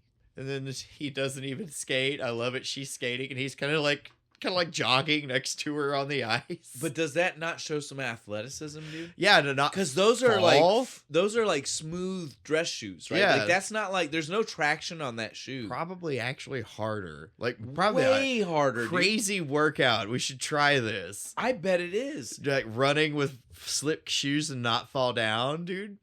The muscle groups you would have to control. Can we talk about the fact that while they're doing this, he says, yeah, I had to stop skating. It's bad for your ankles. Wouldn't it make your ankles stronger? That's what I was thinking. Because you're using them a lot. I ice skated one time. And you do the twist and the turn, and it's all about... That's maybe a higher risk of breaking your ankle, maybe? But that's still a different statement than what he made. He was implying, your Achilles tendon is going to he wear out over time. You can't do it. It's bad for you. It makes them worse than if you weren't doing it. And that's not true. That's not true. Okay, sorry. It's weird, but I just had to, I don't... I like him running around. He's explaining what a southpaw is. No, everything... And the origin of it, and she's just kind of like, yeah, okay. This was cute. It was. He's he tells her the South Jersey, Southampton, Southpaw. Get it? Because his arm, he's left-handed, and then he pulls out the pictures from his old fights. And he's like, yeah, this is a good one right here. And she slowly starts to pay more attention because at first she was like, I don't give a shit. Okay. But the charm starts to wear on her after a while. The pictures it was cute, but also weird to me because I was like, he's got pictures of his fights the same way other people have pictures of their kids. Yeah. And he's talking about those pictures like the they way were you his would talk kids. about kids. He's like, and this fight, it wasn't as great, but I'm telling you right now, the picture came out good. It was important. Mick does it later. He does the exact I know. He fucking pulls thing. out He the pulls full the whole poster. fucking thing. Also, in the mix of all this was the finger. Oh yeah, where you're like, I dislocated my finger, and she's all freaking out. He's like, no, it's okay, it's okay. Like, he's like a button. Boop, see, it's fixed. Bong. Funk. I love the weirdness of that scene. I want to know, does fucking Stallone's finger dislocate? Just do was that for real? Because he was seriously sitting there. It looked like and rubber looked for a second up, when dude. he did it, dude. I loved it. It was a fake finger. I don't know. It was fun and wild. They and, called Tom and real. That's one of those like they called really Tom real Savini real situations. fit to do the fucking special effects on that. Yeah, once they're done though with all of the fun little date there, they walk back. She walks him to his house. Shouldn't that be the other way around? Right? Shouldn't he walk her home? Yeah, because they get to his front door and he's like, "You should come in," and she was like, "No, I'm just gonna go home." Which come on. Which obviously implies the whole walk to his house. That was the thought of what was gonna happen. Maybe kiss me on the cheek, and I'm gonna go fucking home through the downtown Philly by myself as a woman. Yeah, we should have done this the At other goddamn midnight way around. on we? Thanksgiving when people are probably drunk wandering the streets. We should have done this the other way around. Yeah, it was a horrible. I don't idea. like any of this scene from this point. From the getting to his door where he basically kind of bullies her into his apartment. I hate all of this. He says a lot of uncomfortable stuff that gets her inside. They get inside, other than the conversation about his parents, which was fine, and the turtles and well, the turtles was fucked up because that was part of his ploy to get her inside. I've got some cool animals I want you to see, right. And she was kind of like, "That's cool, yeah, I'll see those." I sold them to you. The animals in question were animals he bought from her. So that's creepy, dude. That's creepy. Yeah. The insinuation of them being different. I hate this entire fucking scene, man. From start to finish. I skip it, dude, because it's just awkward. He's super... No, it's all awkward. He's predatory, man. We get to hear him before it gets predatory. We get another Spider Rico name drop because again, Spider Rico. He's like, that's who fucked my face up. See, that is Spider Rico. I got like 3 stitches. It was okay though. This is when we get the 64 fights. 64 fights. Never broke my nose. I'm proud of that fact. Hey, I'm not. Mickey brings it up. It's a big deal, dude. I mean, I've not had 64 fights, but I've had a few. I never broke mine either. Unlike Lettingham, who's broke his like 4 times. Yeah, we can, like we said, we can move past most of this. Though it is, those are the important things that happen. I mean, they after that they though, kiss and shit. It's great. No, that's not even. Yay. That's not good because, like you said, it's creepy. It is, but like plot reasons, it's supposed to be good. Yeah, I guess, but it's not. If you watch the scene, it's not. That's why I skip it every time. I'm just like, all right, we're gonna skip this awkward date. Plus, as we already said, we don't need to focus on dirty times in the apartment. I think like the second time in the apartment, me and you didn't even barely talk about it. Like that's how little we like Rocky's apartment. It is a dirty, nasty hovel of a place. And so, look, yeah, we don't need to talk about this apartment anymore. We can definitely move past the apartment. Back to Mickey's gym. Back to Mickey's gym after I guess a now new relationship has started. That's all we really need to. This has officially started. Rocky and Adrian, as a thing. I guess, yeah. What a way to start. But this is when she starts to look different. This is when you start. Yeah, to this is like the magic of his dick cures her eyesight. I guess everything. Rocky goes gives to her Mickey's, that glow. Yeah, Rocky goes to Mickey's, like you said. This is the. He thinks Apollo's looking for sparring partners. Well, everybody does, but this was funny to me. Mickey gives him the card and tells him exactly that. I think Apollo's looking for a sparring partner. Here's the card. And then Rocky's looking at the card, and he says... Must be looking for sparring partners. That's what I fucking said, you dago! Oh, motherfucker. I might edit that out. You can't say that, I don't think. No. I think that's a bad word. Bird? Just bleep it.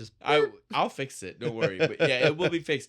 That was wild in the movie, was it not? It was. He Burgess screams Meredith at just him. fucking comes out of left field with that. Rock dude. fucking turns around. He's like, what is your goddamn problem? He's like, because you used to be somebody. You could have been a contender. Now you just go around breaking legs like some freaking thug. Can I tell you, he doesn't say contender. I really paid attention and looked. Does he not? If he does, it's not this line. It's later.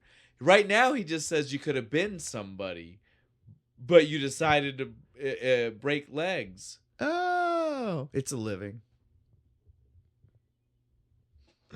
It's a waste of life. It's a waste of life. Sorry, I had to finish it. No, you're good, dude. It's good.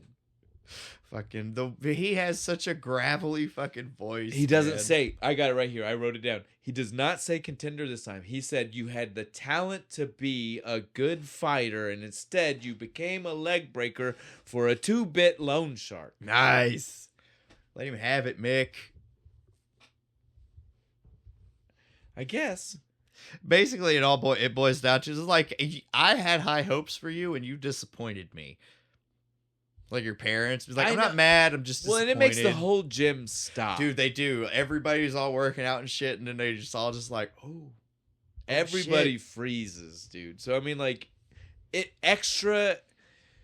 So, I think we can go ahead and talk about it. Next time we see Gazzo is when he wraps up the part where I was going to say this. Gazzo's like a father figure, right? Yeah. Like, he's totally like, we don't know when, but Rock's dad died when he was younger. I've been kind of taking care of him since he was a kid. But Mick is also that guy. I feel like all of this stems from the reason he hates that Rock is with Gazzo is that Mick feels like slighted because he was also the father figure. You chose that guy over me. That's what I dude, feel I like didn't it even all think, comes I back to didn't it. even think of that. That's awesome. Because like Mick is just like he was yeah, like, that explains I was the kind of training like you were with me all the time and somehow it somehow explains this the guy? sudden turn of Now like like I'm done with you. Now Fuck that you. being said, like we have already said, Gazzo's a a good nice dude, guy. He like He's even a good after dude. like Apollo picks him up. Well, from that's the what thing, we're about. Well, he offers to pay for his training. That's and what I was shit. gonna say. Let's go ahead and do this. We can do the next part real quick. He goes. He speaks to the manager or the promoter, not the manager. He Mr. goes and speaks to the Juergens. promoter. And when he's speaking to the promoter, Rocky is still down because of the fight with fucking Mick. He's like, "Look, man, I'm telling you right now, I'll be a great practice fighter. Yeah, I won't take no cheap shots or nothing. I'll just do what I'm supposed to. We'll spar. He'll be practicing. And it'll be good." And the dude's like, "I don't think you understand." He's laughing. He's like, "I don't think you understand." Like I'm offering you a shot at the title. How would you like to fight Apollo Creed? He straight lies. Apollo has seen you fight. He wants you. He picked you. And Rocky's just kind of like, nah, I'm crap. You got a manager? I'm crap. I can't be fighting that guy.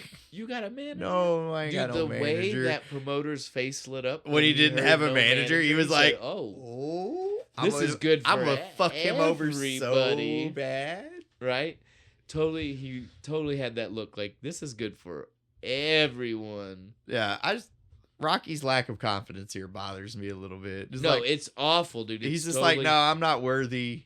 Just totally awful. Thanks for the offer, but they kind of talk him into it. He takes it, dude. He takes it. Because when else are you going to get a shot at the title? So now we can skip. We don't need to worry about when it actually happens. We can go ahead and talk about the Gazzo. Like you said, after this, things start to open up for him. Yeah. He's the contender. He goes on the news, and Apollo's like, hey, this is the guy we're fighting. And we'll deal with more of that in a second. We'll just deal with the Gazzo right now.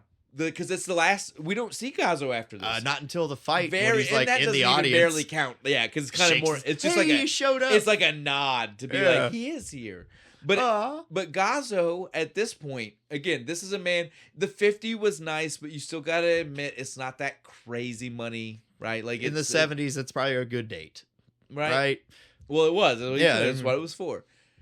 This time, the dude gives him $500. Now, I don't care, that's dude. $500 today is still a That's like my whole paycheck. If you were gonna tell me you're just giving that to me out of the blue, I would still be like, fuck yeah, I'd dude. be like, yeah. So I thanks. definitely know in 1975 when Rocky still had, like, again, let's not forget he didn't have a locker, but his stuff was still in the gym. He was still allowed to use Mickey's gym.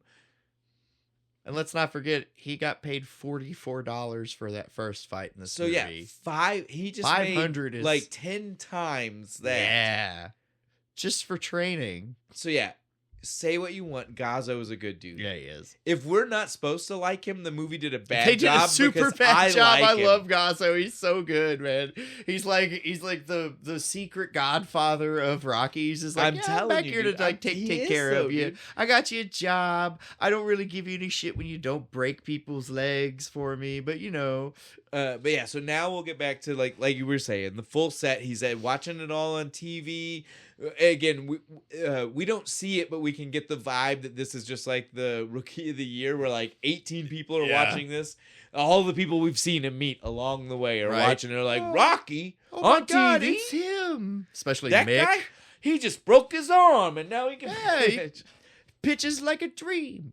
It's totally got those kind of vibes, right? Like it's totally like, again, this guy who's a nobody out of nowhere. But Apollo starts like making fun of him. Dude, Paulie gets mad. Dude, Paulie's always like, where he like punches lugs out. Fuck him talking shit like that, and Rocky's trying to be like, hey, don't bother. It's all right. It's all right. It's all right. It's okay. It's good. It's okay. I'm just happy. I'm just happy to compete. He's eating this apple. Dude, that apple looked fake. Didn't it? Like a wax apple that he was cutting. So not real. Like, so took me out of the entire scene. He eats it though, so it had to be a real apple. Gummy? I don't know, dude. It does not look real. Marzipan. It's a fucking marzipan apple. Something. Tell me though, right? It's not just me. It looks fucking weird. It doesn't like, and he chews it weird, like it's gum almost. Okay, I'm glad it wasn't just me, because I was, again, like I said, I was taken out of it. I was like, that's not an apple. I wasn't gonna mention it. I'm glad you did. But yeah, while they're we'll get off the apple. While they're watching the scene though, he's like, Adrian, wait, there's a surprise coming. You gonna love this. You're gonna love this, Adrian. And it's just him on the TV going like, wait, before it's over, let me yell at my girlfriend. Adrian. Yo, Adrian. Then the guy starts pushing like, oh, what are you pushing for, man? What the fuck?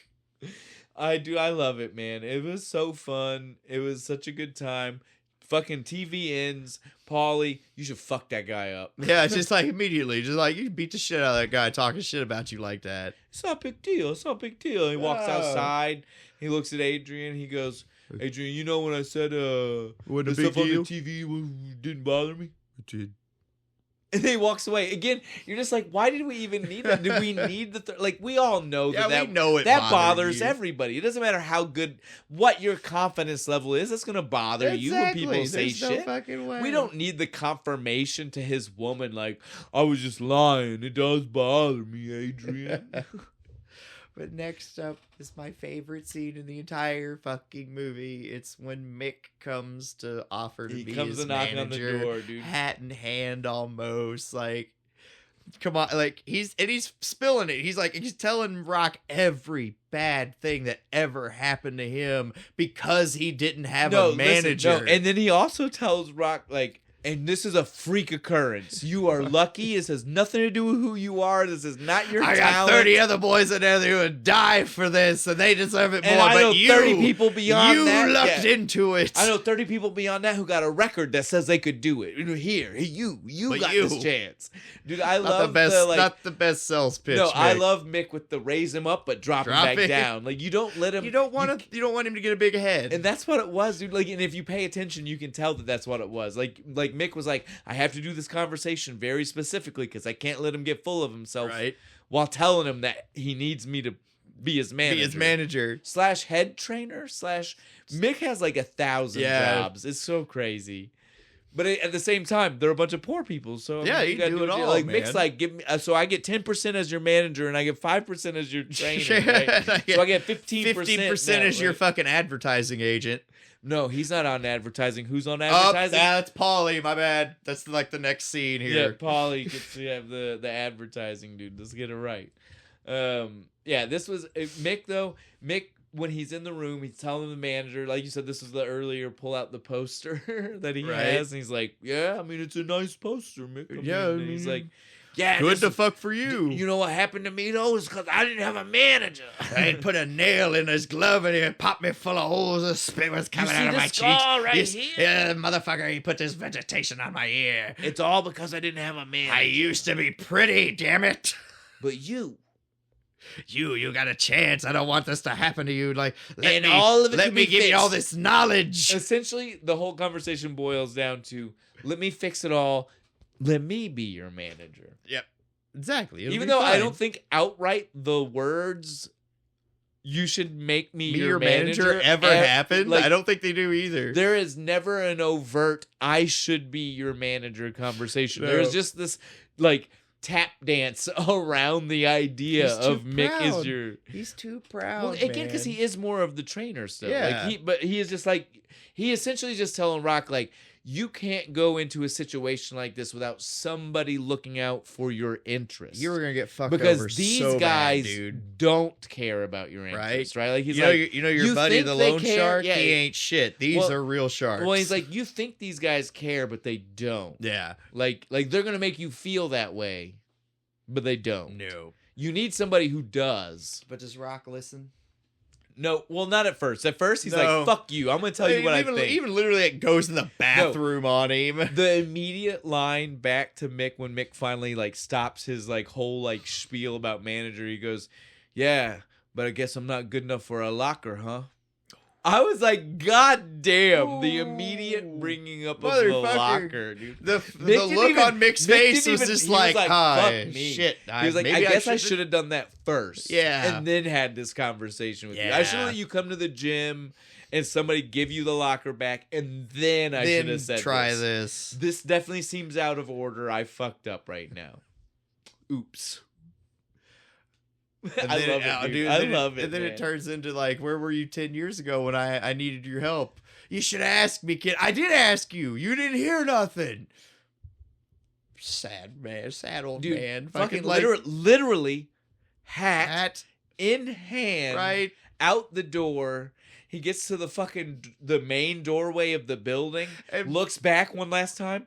Puts the hat on and starts shuffling down the street all sad. I hate it so much. But then Rock comes out, just starts screaming about like, I couldn't, my fucking legs work, and they want me to fight the champ. Go ahead, fight the champ. You want ringside seats to me, get my ass whooped.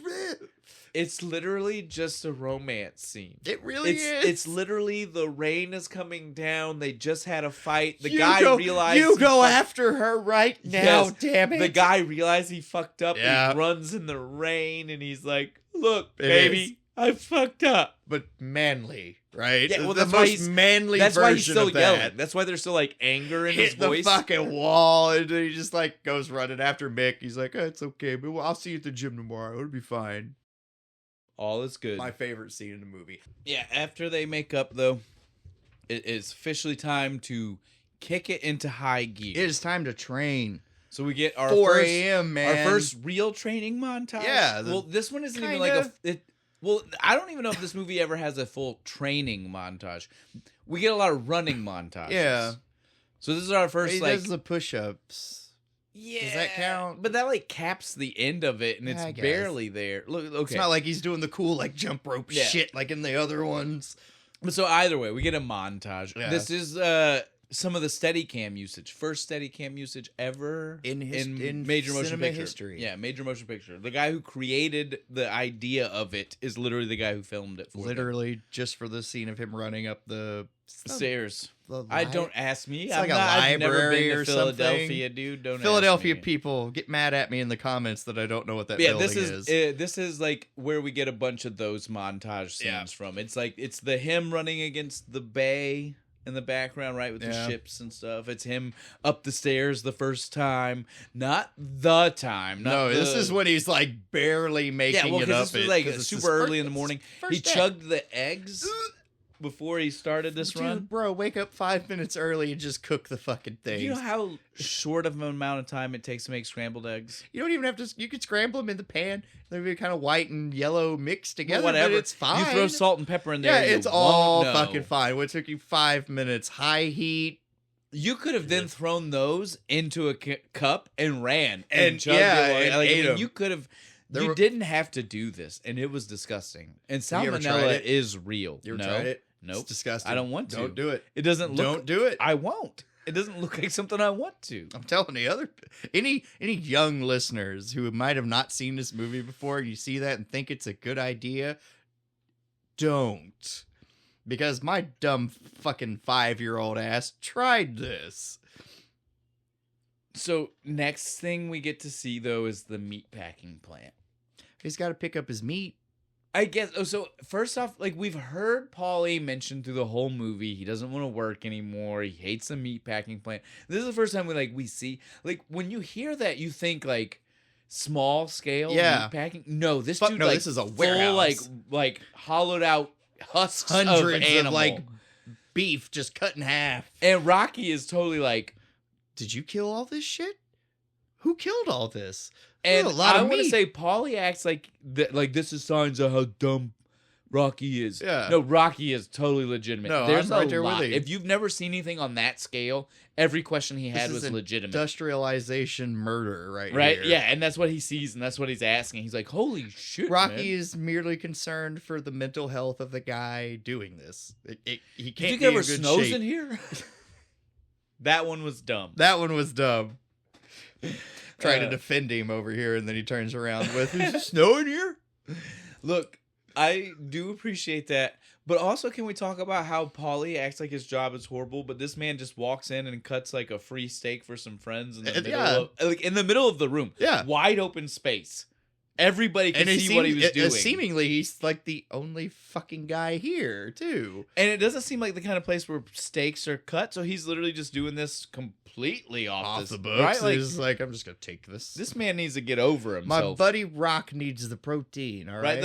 Can we, that man needs to get over himself a little bit. Yeah, he needs to chill. That Rock even says it. He's like, you should stay here. You eat better. It seems like a pretty decent fucking place. He brings up wanting to work for Gazzo again. Yeah, well, and again, Rock is literally just trying to look out for the dude, and he won't listen, dude. No. Because Rock's like, it's not a life you want, dude. Like, he's like, I don't want it. I don't want to break people's doing this.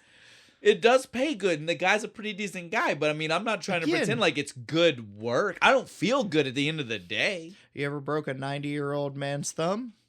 I have. It's not fun. You feel bad afterward. In the middle of this weird thing at the meat fucking packing plant, he cuts him the steak, and he's like, here, Rock, you take that. That's yours. You eat up. You need that. You need you fucking my sister? Again, it's so weird, because Paulie goes between, like, he like goes between wanting them to get together, wanting Rock to be his friend, wanting Rock to help get him out of poverty / working in the meat factory. To then accusations of hatred, evilness, and like just downright, like, he even like ends it all, because he starts off with the asking about, are you fucking my sister, and then he transitions that into, are you getting me a job now that you're a big man? Yeah, and Rocky just, again, he kind of just like blows it off like, that's some silly talk. I don't have money, and he doesn't. The man would.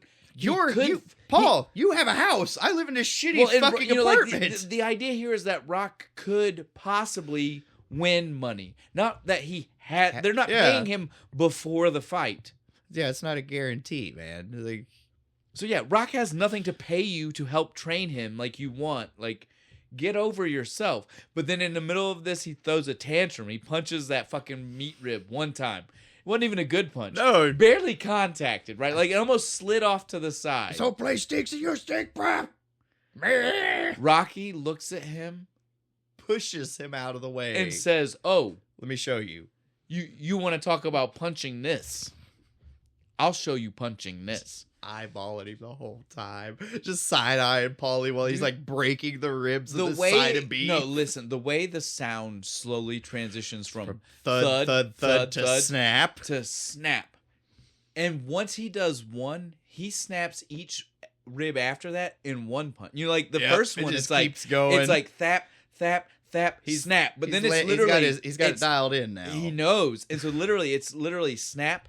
Snap, snap, snap. He breaks 4 ribs. The fear on Paulie's face. Well, because again, dude, have you ever cooked a beef rib? They're fucking huge. They're like that.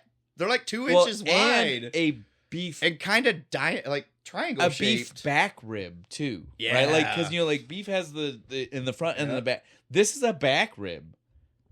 Yeah, because think about the carcass, and, what you're looking at. You're seeing the spine there, so what he's hitting is 3 inches of bone that you just snap through. It's like snapping through somebody's femur. It's like punching through one of them tomahawk steak bones, right? You know what I'm saying? Like, that's the kind of thing he's punching through right now. Got some fucking power, buddy. I wish I could punch out He hard. finishes, bloody fucking hands, dude. Stares down Paulie.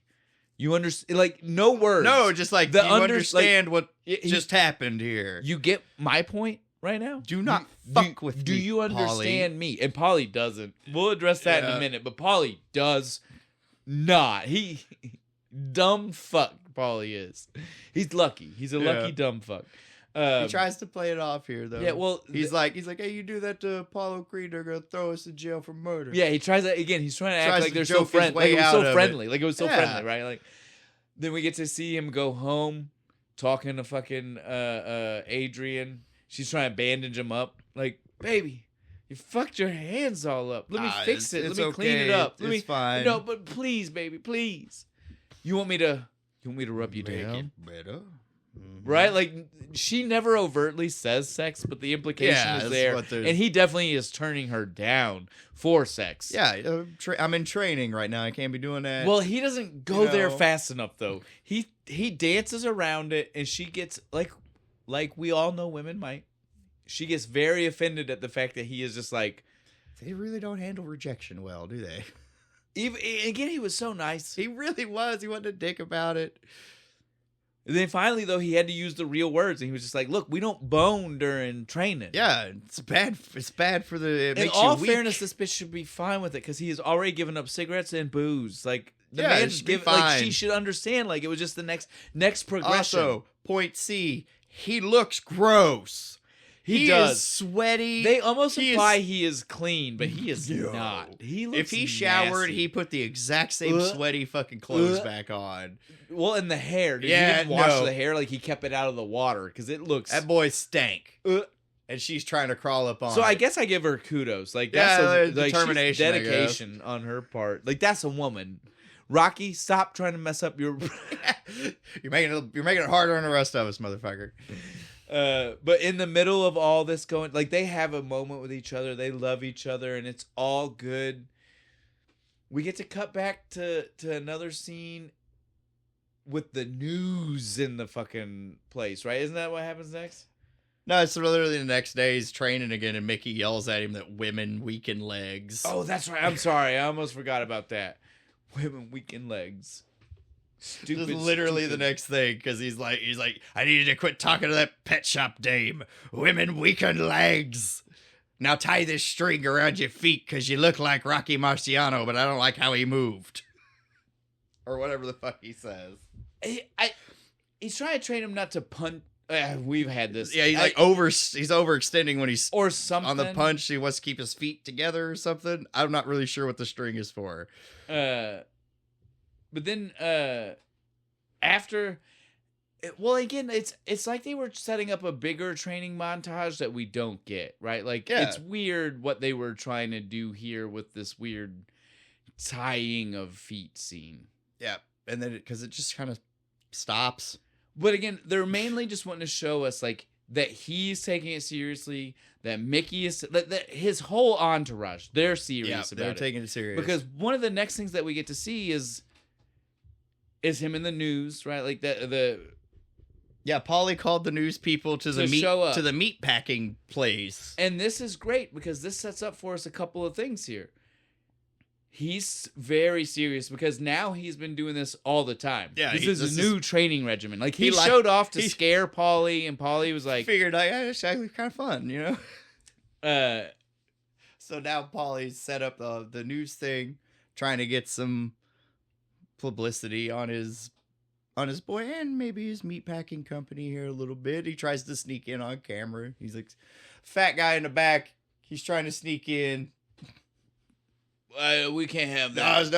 No. Start again, shit. So they have Rocky fucking beating that fucking meat. Apollo Creed's fucking trainer, manager, whoever the fuck whoever he it is, one of the entourage. Yeah, is scared. He is seeing it. He's looking around like, why nobody else paying attention? He's trying to get. Look at this. He's trying Somebody to get him over. this. Like, come here and watch this. The boy you're about to fight. The maid walks past and he tries to get her to stop. Will someone please stop and look at this? We may have a problem. And meanwhile, Apollo's over there like, make sure you send the mayor's wife 200 roses because I'm gonna run for office after this fight or whatever the fuck he says. Totally uninterested by everything.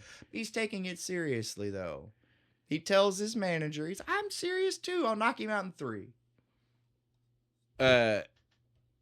So this next scene is when we get butt kiss, right? Is this when butt kiss My gets given? favorite useless scene in the movie. No point.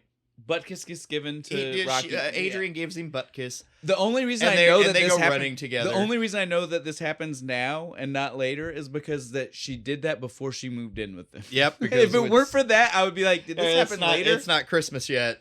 I was like, no, but wait, that can't be because she did that before they moved in together. Because it'd be a weirder gift after you're living there. Yeah. Housewarming present. Right. Thanks for letting me move in, I guess. Yeah, so the butt kiss is just so that way we never see the dog inside the house, really. We never get any kind of real payoff for it. It's just so that way we can have one jogging montage with the dog. And I'm so fucking here for it. If you cut this scene, this ruins the whole movie.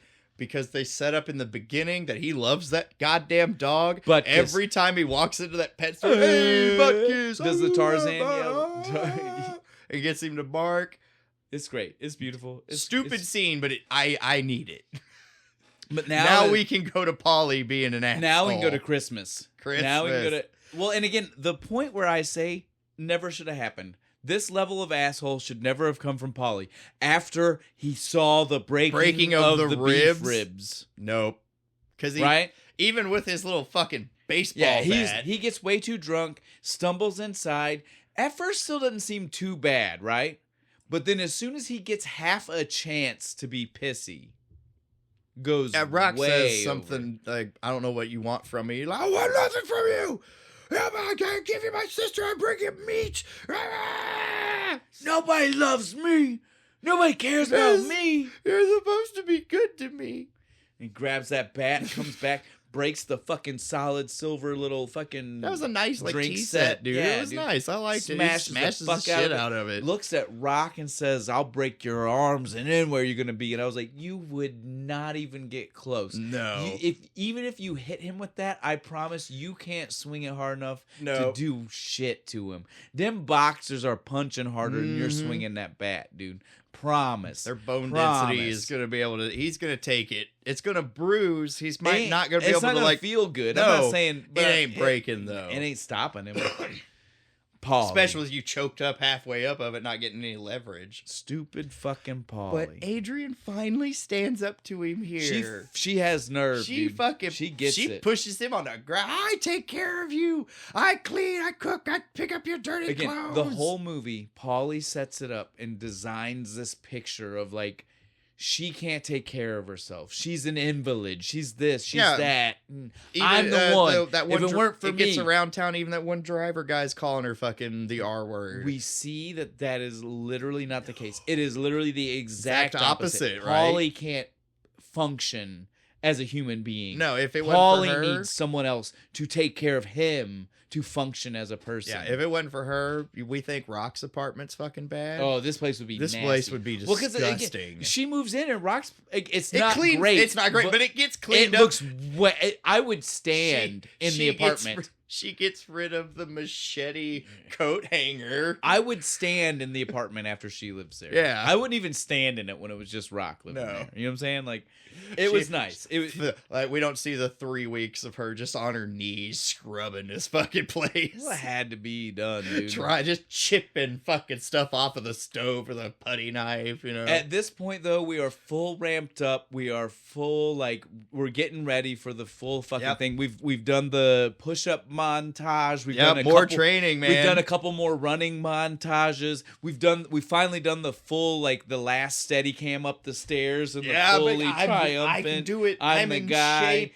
I can win this. Through the food market and the random dude tossing him the orange. Like, we've done all of it. We're wrapping up. We're ramping up to the end. It's the night before. Strong now.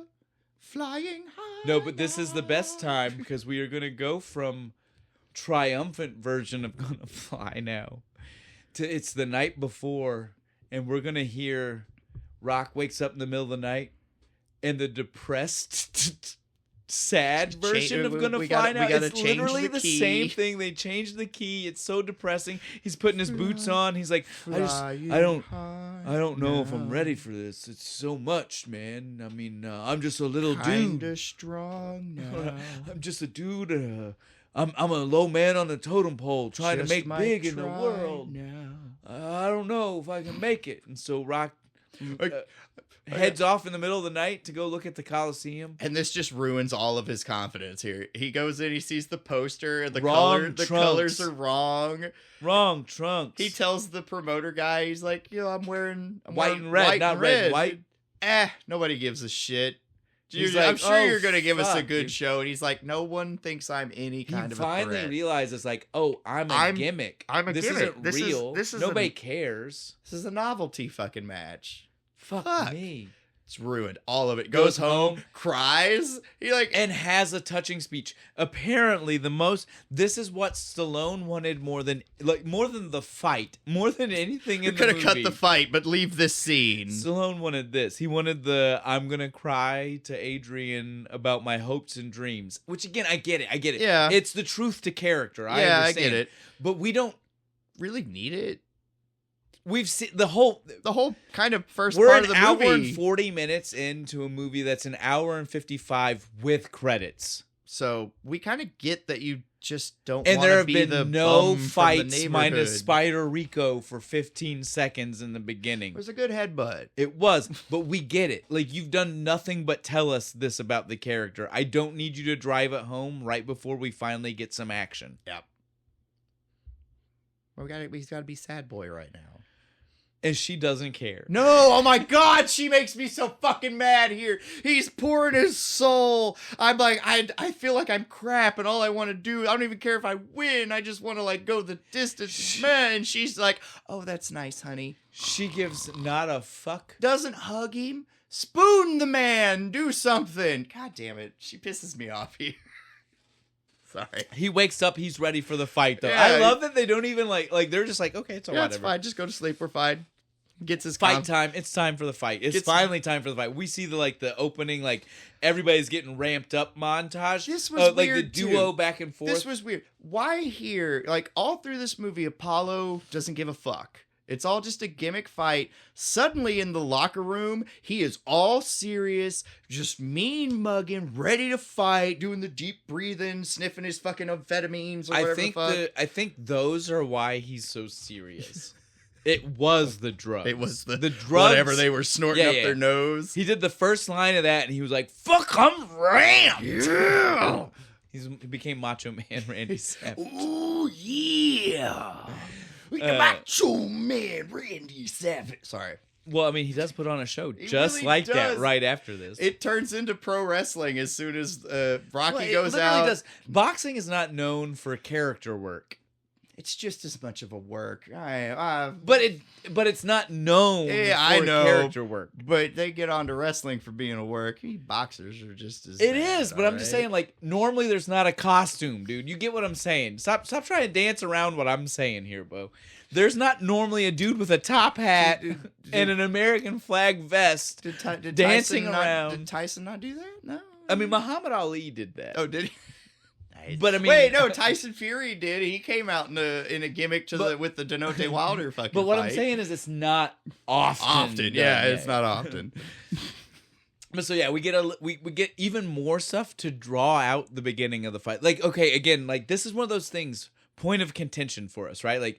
All the rest of the movies, there's at least 2 fucking real boxing matches. At least 2. Yeah. Sometimes more. Yeah. Real, full, solid, start to finish boxing matches. Third movie, he gets his ass beat. We literally have had 15 seconds of Spider Rico. No match so far. They're dragging it out. And then we wrap this match up in the match. 15, the match of matches. 15 Less minutes? than 15. Remember, we were watching. Oh, yeah, that's right. Because the entrances we were at are an hour 40. The movie is an hour 54, and some of that's credits. Yeah. Less than 10 minutes of boxing match goes on. because the end is still technically the crowd work and Adrian. That's right. So, dude, less than 10 minutes of boxing match goes on. Yeah, because you think about it and you're like, no, there's you're like, this is the last 30 minutes of this movie this is all is a fight, boxing right? movie. Yeah, no, fuck no, it's not. No. Those are the other movies. The rest of them in the franchise are like that. The first one was trying so hard to get be more. an Oscar. Well, it was trying to be what's $1 Million Baby, or like all these other like sports fucking movies that came Inspirational sports movie. And it wasn't. And people saw the parts that wasn't, and they were like, those are the parts we want more of. Yeah. Fuck this other stuff. Screw all the character development and shit. I just want the fight. And again, I don't think we even need to spend too much time on the fight. Like, we get it, right? No, like, Rock goes the whole way. They beat the fuck out of each other. It is a back and forth. 50-50 booking all the way.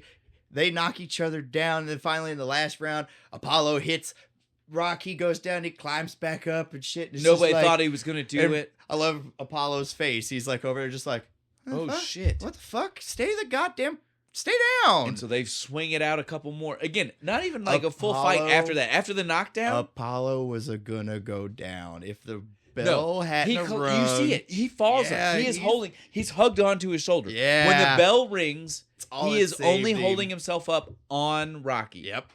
Ain't gonna be no rematch. I don't want one. But there was. Did they get a... No, I don't know how way, official. There's no way they would have thought of doing a second movie during the first one, right? No, they wouldn't have already This thought has got to that. be one of those that was after the fact. Yeah. Yeah. This is old school Hollywood. Very rarely were those things planned. They just kind of came about because money was good. Yeah. So there probably actually wasn't going to be a goddamn No, rematch. definitely not. Like, that line meant something Yeah, when they it did. wrote the line. It just, in retrospect, doesn't mean dick all. Nope. And right? then we get the... Adrian, Rocky. Now, we do need to address this. The first movie, and Rocky Balboa, the sixth movie. We got to be specific here. Rocky I'm not Six. talking, not Fuck the calling person. it Rocky Balboa. It's Rocky not Six. the person, but the movie. They both do this, right? Like, it's down to the calling of the match. It's on points. The only difference here is that this movie doesn't tell you what the call is. If you're not really listening. Oh yeah, it's in the background, and background. it's not even part of like caption. No, it's like in the fucking. You barely hear them. I'm telling you right now, if the decision to caption Apollo. doesn't say it, if the deaf people don't know, right, then they're it gonna doesn't think count. Apollo. They're Then gonna it think doesn't count. Rocky won, right? Well, they're gonna think we don't know at the very least, because again, you definitely see that it's all 15 rounds, and if they don't tell us the winner, then it just ends with us not knowing. Poor deaf people. I like the ambiguousness though. Yeah. I want it to end with us, like, again, not knowing sequels. We know there are more, so yeah, technically we should end with a closeout. But if you're making the movie, like in 1975, if I was in theaters, give me the ambiguous. Yeah. Give me the, we don't know who won for sure, but that motherfucker sure showed heart. Yeah, who gives a shit, win, lose, or draw, that motherfucker wins He the did war. it, right? Like, he won public. Yeah. Way to get over and defeat, man.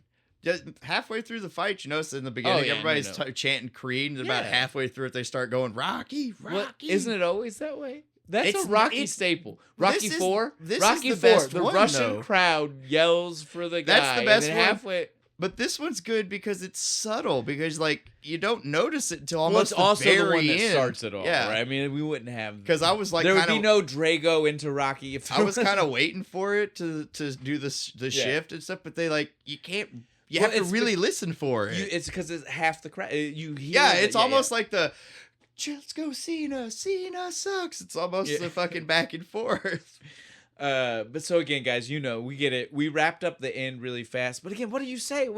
The fight goes fast. There's literally parts where it's just chick holding the round cards. Well, again, like we said, you go into the first movie, if you've seen the franchise, thinking about the franchise. And the franchise does boxing matches better after this one. And so like you go in thinking like it's all about boxing. It's not. This movie is a drama. It is a drama. There is so much other than boxing. It's boxing a character is so movie. little. Yes. Boxing so little. the character just happens to be a boxer. But it's the script hard. was like supposed But it's hard to to separate here's yourself. Rocky's life. Yes, well, and it's hard to separate yourself from knowing the others. Like we said, like in my head, Paulie's not an asshole. Yeah, I but know. Paulie Me too. is an asshole. He is. He's such an asshole. In my head, the movies have they're a focus on boxing. This not one's this kind of one. not. Not this one. There's a lot more focus on like his on relationships, who they are with people, right?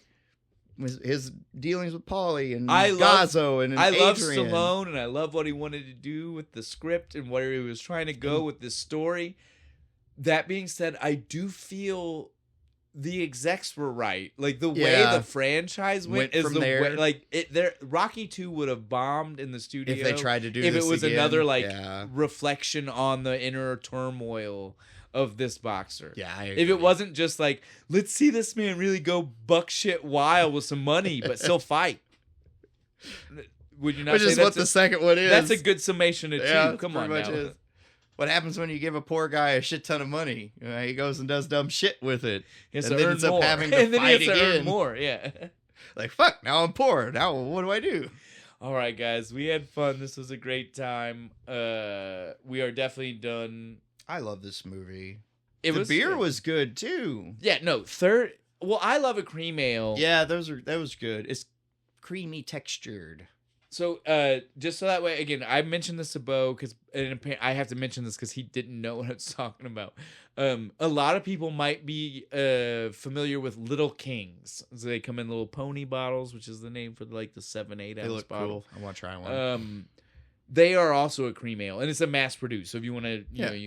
know, but also for you, and just to reference out our hometown brewery whenever we can, Sawstone does have a cream ale on the menu as well. So you should go check that out. I'll go try that now.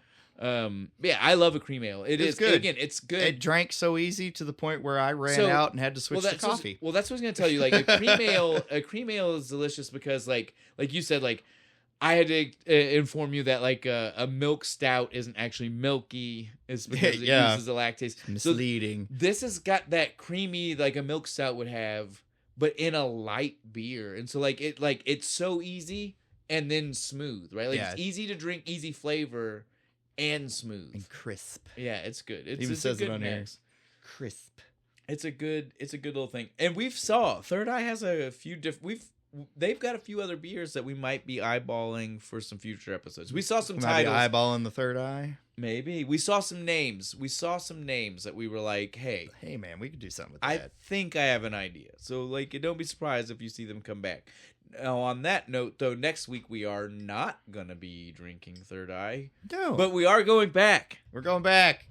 Yay! Where are we going, Bo? We're going to go back to High Wire Brewing because they have more baseball stuff. What are we doing? We're going to hit them with the low pitch this time.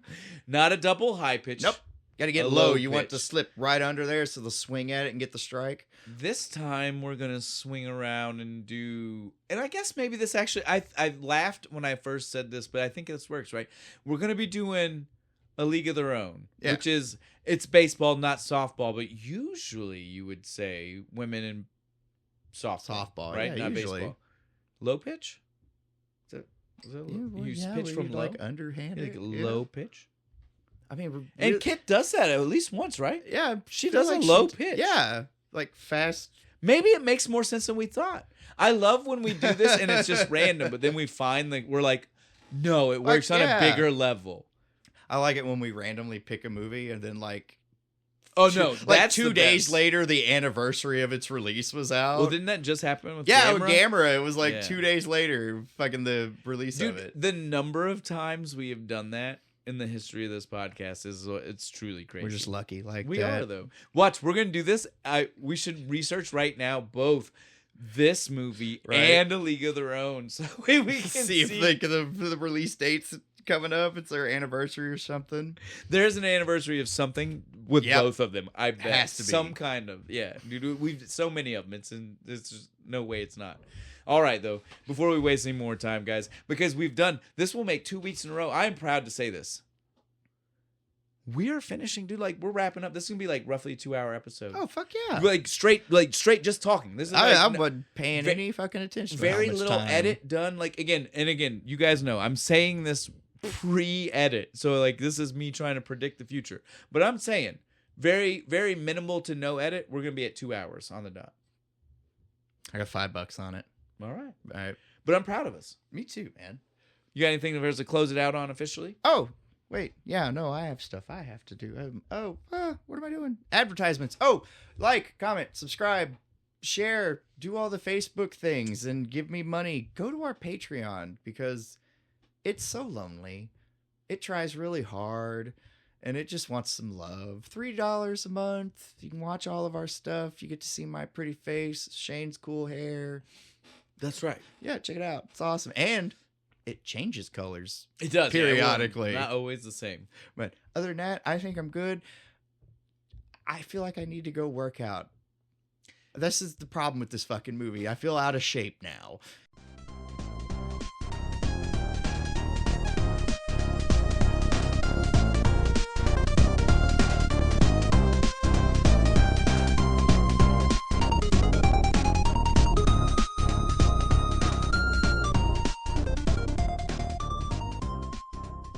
Adrian.